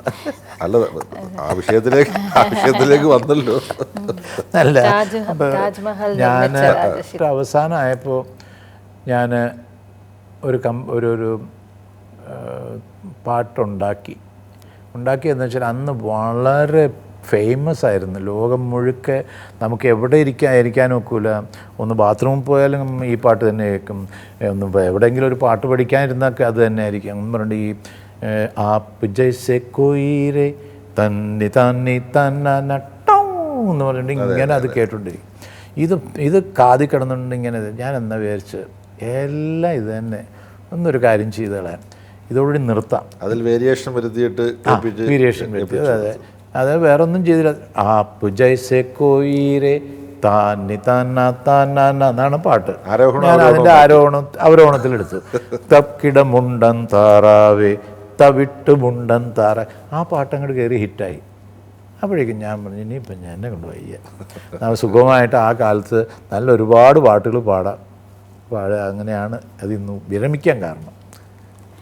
മുഹമ്മദ് റാഫിയും ലതാ മങ്കേഷ്കറും ഒക്കെ ആയിട്ടിരുന്ന് പിന്നെ ഹിന്ദി ചലച്ചിത്രഗാന രംഗത്തെ പ്രവേശനവുമായിട്ട് എനിക്ക് എന്താണെന്ന് വെച്ചാൽ മുഹമ്മദ് റാഫി സാഹിബുമായിട്ടുള്ള ഇത് എൻ്റെ ഒരു മാനസിക ഗുരുവാണ് അദ്ദേഹം. അപ്പോൾ എല്ലാം ഒരുപാട് പേര് പറയുന്നുണ്ട്, അത് സത്യമാണ്. കാരണം വേറെ ആരുമില്ല ഒരു മോഡലായിട്ട് എടുക്കാൻ. വോയിസ് കൾച്ചർ, കാരണം അന്ന് ക്ലാസിക്കൽ മ്യൂസിക് ഞാൻ പഠിക്കുന്നുണ്ടെങ്കിലും റഫി സാഹിബിൻ്റെ പാട്ടുകൾ ഞാൻ കൊച്ചിലേ മുതലേ പാടാൻ തുടങ്ങി. അതെന്തോ എനിക്ക് അല്ലാതെ അതിനൊക്കെ തുടക്കം തന്നെ എന്നെ കൂടുതൽ കാശൊന്നും ഇല്ലാത്ത സമയത്ത് പോലും കഷ്ടപ്പെട്ട് ഇൻഫ്ലുവൻസ് ചെയ്തിട്ട് പട്ടേൽ ടോക്കീസിൽ പരിചയമുള്ളതുകൊണ്ട് എൻ്റെ ക്ലാസ്മേറ്റ് അദ്ദേഹത്തിൻ്റെ മകനായിരുന്നു. അതുകൊണ്ട് എല്ലാ ഇതിനും സീനിന് പോവും. സുഹാനി രാത് ഢൽ ചുക്കി നാ ജാനെ തും കബാവുകെ. ഈ നമ്മൾ കുറേ വർഷങ്ങൾ കഴിയുമ്പോഴേ ഉൾക്കൊള്ളാനൊക്കെ ഉള്ളു. മുൻപ് ഞാൻ പാടിയിരുന്ന അതല്ലായിരുന്നു. ഈ പാട്ട് ഇതൊക്കെ തന്നെ. ഈ കബ് ആവുകെ എന്നുള്ളത് ഇപ്പോഴാണ് എനിക്ക് മനസ്സിലാണ്. കബാവുകെ എന്ന് എന്തോ പാടിയിരുന്നെന്ന് തോന്നുന്നു. ഇപ്പം കബാവുകെ എപ്പോൾ വരുമെന്നുള്ളത് ഇപ്പോഴാണ് നമുക്ക് ഉൾക്കൊണ്ടത്. സുഹാനി രാത് ढल चुकी ना जाने तुम कब आओगे. ഈ ആ സോഫ്റ്റ്നെസ്സും അതിൻ്റെ ആ ഒഴുക്കവും അന്ന് മുതലേ ഞാൻ നോട്ട് ചെയ്ത് അദ്ദേഹത്തിൻ്റെ അത് ബൈ ഹാർട്ട് ചെയ്യാനും അതേപോലെ പാടാനല്ല ശ്രമിച്ചത്. ഞാൻ എൻ്റേതിലുള്ള ശബ്ദത്തിൽ കൂടെ അദ്ദേഹത്തിൻ്റെ ആ രീതികൾ എന്തൊക്കെയാണ്, ആ ഗ്രാഫ് പഠിക്കണം നമ്മൾ. അതാണ് പഠിക്കേണ്ടത്. പിന്നെ ഇന്നിപ്പോൾ ഞാനൊന്ന് പറഞ്ഞു കൊടുക്കുകയായിരുന്നു കുട്ടികൾ, ഇതൊക്കെ കുട്ടികൾ ശരിക്കും പഠിക്കണം. പഠിക്കുമ്പോൾ, പ്രാക്ടീസ് ചെയ്യുമ്പോൾ നമ്മുടെ വയസ്സല്ല ഇപ്പോഴും നോക്കേണ്ടത്. ഇപ്പോൾ എനിക്ക് 71 വയസ്സായെങ്കിൽ ആ 71 വയസ്സിലെ പ്രാക്ടീസ് അല്ല ചെയ്യേണ്ടത്. ഞാൻ ഉടനെ അങ്ങോട്ട് 5-ാമത്തെ വയസ്സിലോട്ട് പോകണം. സ്ലോലി, എത്രത്തോളം സ്ലോ ആക്കാനൊക്കെ. ഞാനൊരു ഉദാഹരണം പറഞ്ഞുതരാം. ഇപ്പം ఎందరో മഹാനുഭാവുലു, ഇത് കേട്ട് കഴിഞ്ഞിട്ടുണ്ടെങ്കിൽ ഇതിനകത്തൊക്കെ എന്തൊക്കെ അടങ്ങിയിരിക്കുന്നതെന്ന് പെട്ടെന്നൊന്ന് സ്കാൻ ചെയ്യാൻ ആർക്കും ഒക്കില്ല. പക്ഷേ അവിടെ നമുക്ക് ഏറ്റവും മഹാനായിട്ടുള്ള ഒരാൾ, എന്നെ സംബന്ധിച്ചിടത്തോളം കർണാടക സംഗീതത്തിലൊരു ഗുരു, എൻ്റെ ഗുരുക്കന്മാരൊക്കെ അതെ, ചെമ്പേസ്വാമി അതെ, അദ്ദേഹം പാടിയിട്ടുള്ളതൊക്കെ അത് ശരിയാണ്. പക്ഷെ ഉൾക്കൊള്ളാൻ വേണ്ടി നോക്കണമെങ്കിൽ എം ഡി ആറിൻ്റെ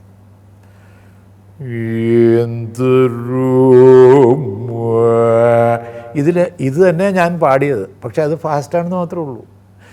ఎందరో മഹാനുഭാവുലു, അത് കുറച്ചുകൂടി ഫാസ്റ്റായപ്പോൾ ഇങ്ങനെ ഇരുന്നു. അത് കുറച്ചുകൂടി MDR സ്റ്റൈലായപ്പോൾ ഇതേ തന്നത്തിന് സ്ലോ ഡൗൺ ചെയ്യണ പോലെയാണ് മെക്കാനിക്കലി. ఎందరో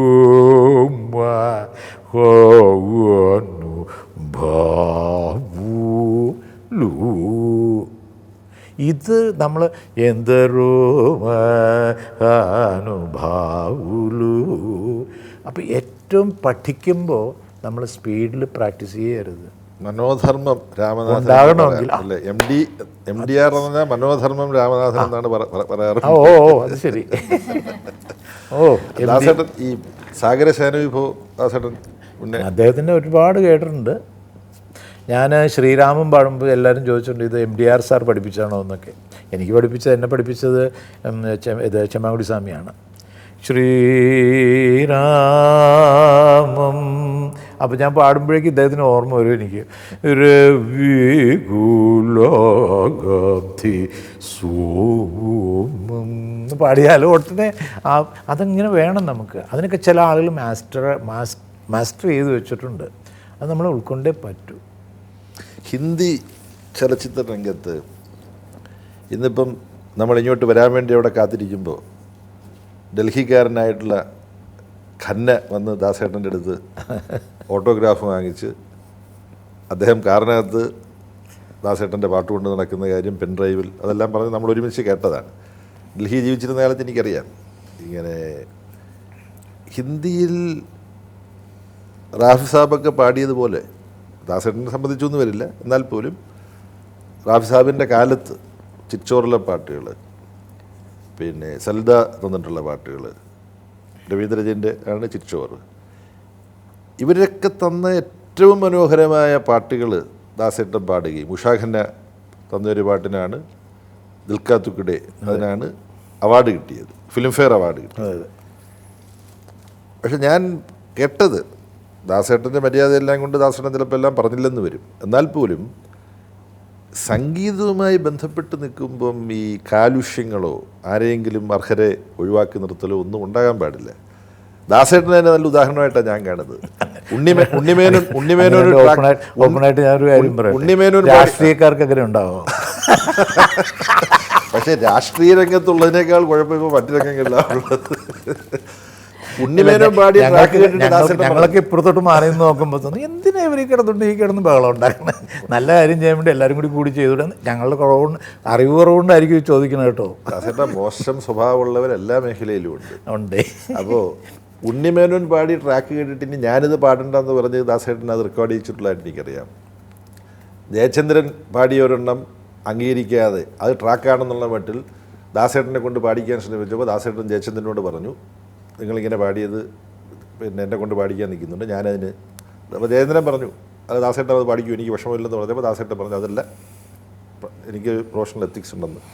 അല്ല, അത് ശരിക്കും എന്തെന്ന് വെച്ചാൽ ആദ്യത്തെ അനുഭവത്തിൽ തന്നെ എനിക്ക് അല്ലിയാമ്പൽ കടവിൽ ഇന്നും ഞാൻ കടപ്പെട്ടവനാണ് ഇത്. അതെ, ഉദയഭാനു ചേട്ടനോട്. അല്ലിയാമ്പൽ കടവിലന്നരയ്ക്കു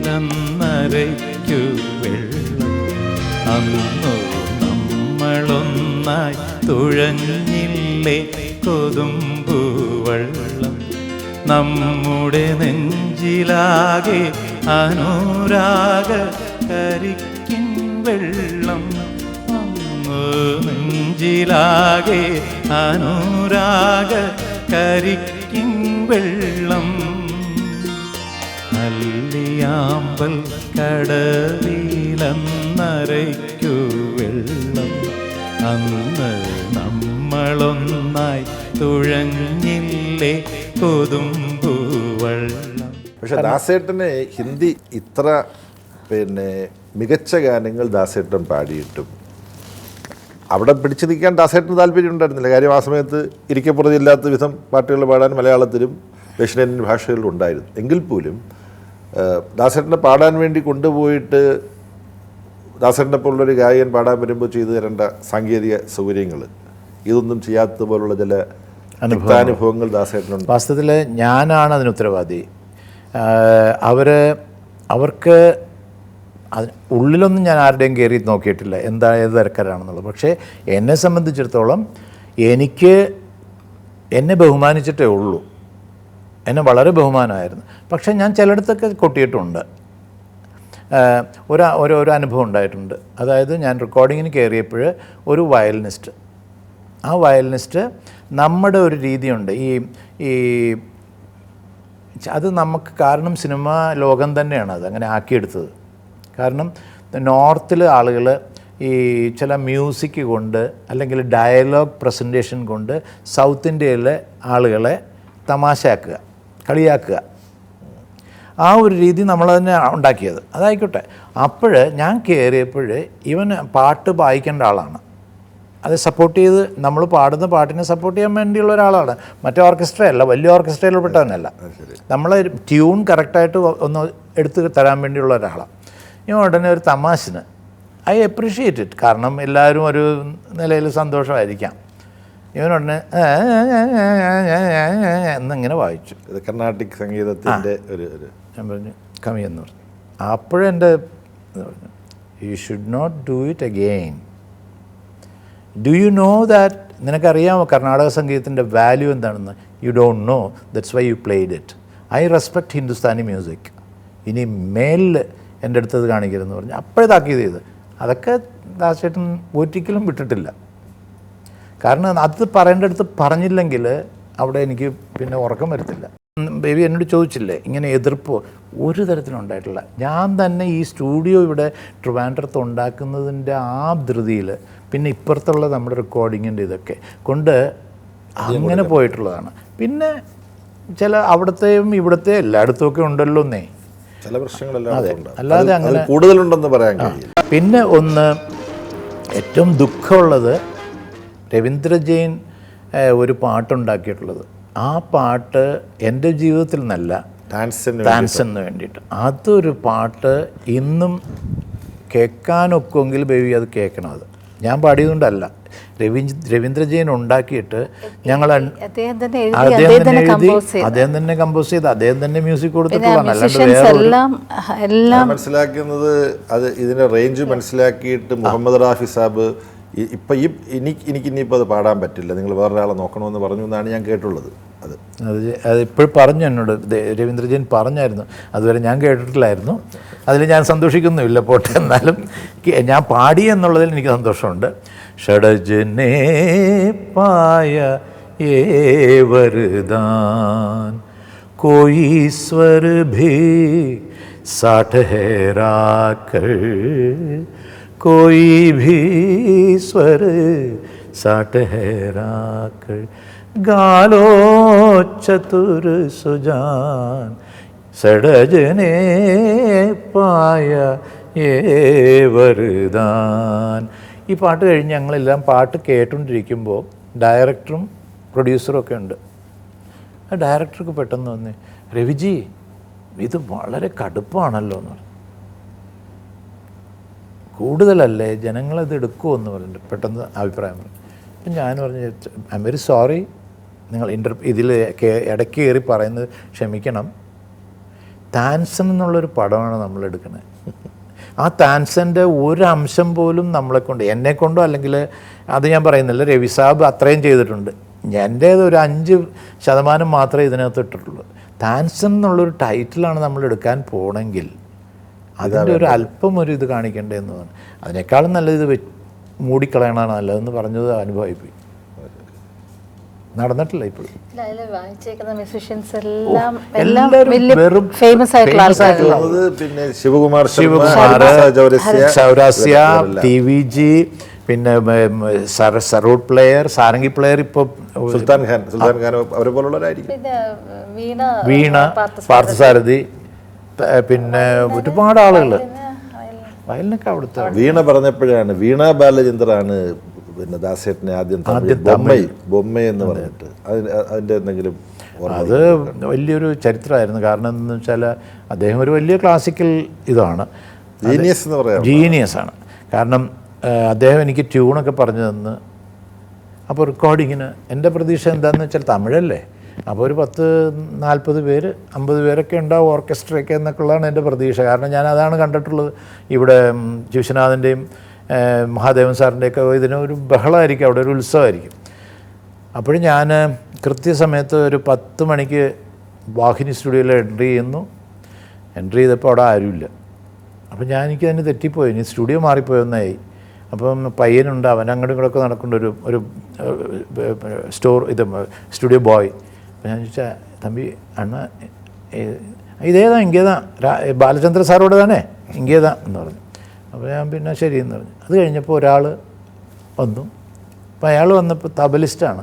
തബലയിൽ പകുതി ഭാഗമേ ഉള്ളൂ, മുഴുക്കയില്ല, ആ ഡഗ്ഗ മാത്രം കൊണ്ടുവന്നിട്ടുണ്ട്. ഓ അതിലോട്ടെ, അത് നമ്മുടെ കാര്യമല്ല.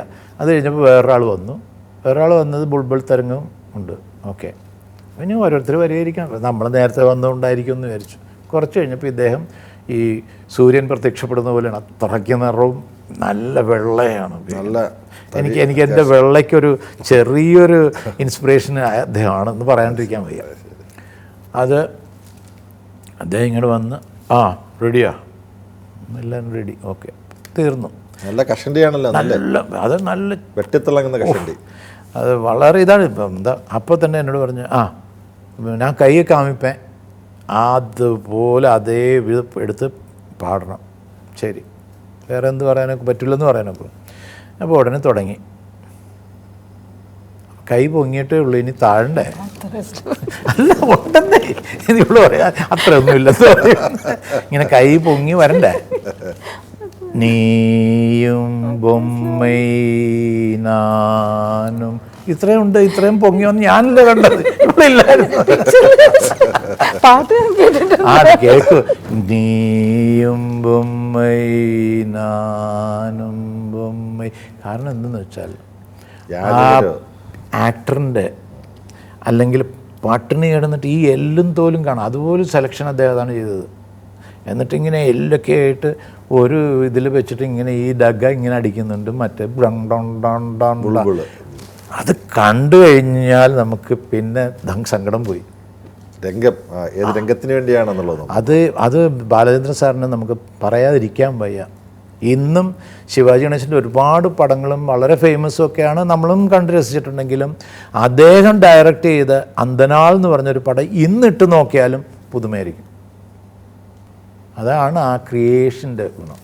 ഉലകം ചുറ്റും വാല്യുവിന് വേണ്ടിയിട്ട് MGRന് തങ്കത്തോണിയിലെ എന്ന് പറഞ്ഞിട്ട് ഒരുപാട് പാട്ടുകൾ ദാസേട്ടൻ പാടിയിട്ടുണ്ട്. അത് ഓർമ്മയില്ല എൻ്റെ. തങ്കത്തോണിയിലെ തവഴും പെണ്ണഴകേ നീ കനവ് കന്നികയോ ഇല്ലേ കാതൽ ദേവതയോ, തങ്കത്തോണിയിലെ തവഴും പെണ്ണഴകേ നീ കനവ് കന്നികയോ இல்லை காதல் தேவதையோ. മനോഹരമായ പാട്ടാണ്. ഞാൻ പോയി കണ്ടുള്ള എൻ്റെ അതല്ല ബ്രേക്ക്. ആദ്യത്തെ ബൊമ്മേ കഴിഞ്ഞു, പിന്നത്തത് ദൈവം തന്ന വീട്. അപ്പോഴാണ് പിന്നെ അതിനുമുമ്പ് മറ്റേ വിഴിയെ കഥയിൽ. അല്ല, കാതലിക്ക നേരമില്ലേ, ആ അതെ, ഓഫ്കോഴ്സ് എന്നെ പാർവേ കഴിഞ്ഞ് പിന്നെ പോയില്ലേ. പിന്നെ ഒന്നും കുറേ കാലത്തേക്ക് തമിഴില്ല. അത് കഴിഞ്ഞപ്പോൾ പിന്നെ ദൈവം തന്ന വീട്, അതോടൊപ്പം തന്നെ വിഴിയെ വന്നു. പിന്നെയാണ് തമിഴിൽ ഒരുപാട് പാടിയത്. കന്നൈ, പിന്നെ കലമാനെ എന്ന് കണ്ണൈ പറഞ്ഞിട്ടുള്ള കലൈ. കന്നൈ കലമാനെ എന്ന് പറഞ്ഞിട്ടുള്ള കമലഹാസന് വേണ്ടിയിട്ടുള്ളതാണ്. അതിലെനിക്ക് ഏറ്റവും കമ്പോസിങ്ങിൽ ഇളയരാജയുടേത് പൂവേ സെമ്പൂവേ ഉൻവാസം വരും, അതാണ് ഏറ്റവും എനിക്ക് ഇഷ്ടമുള്ളത്.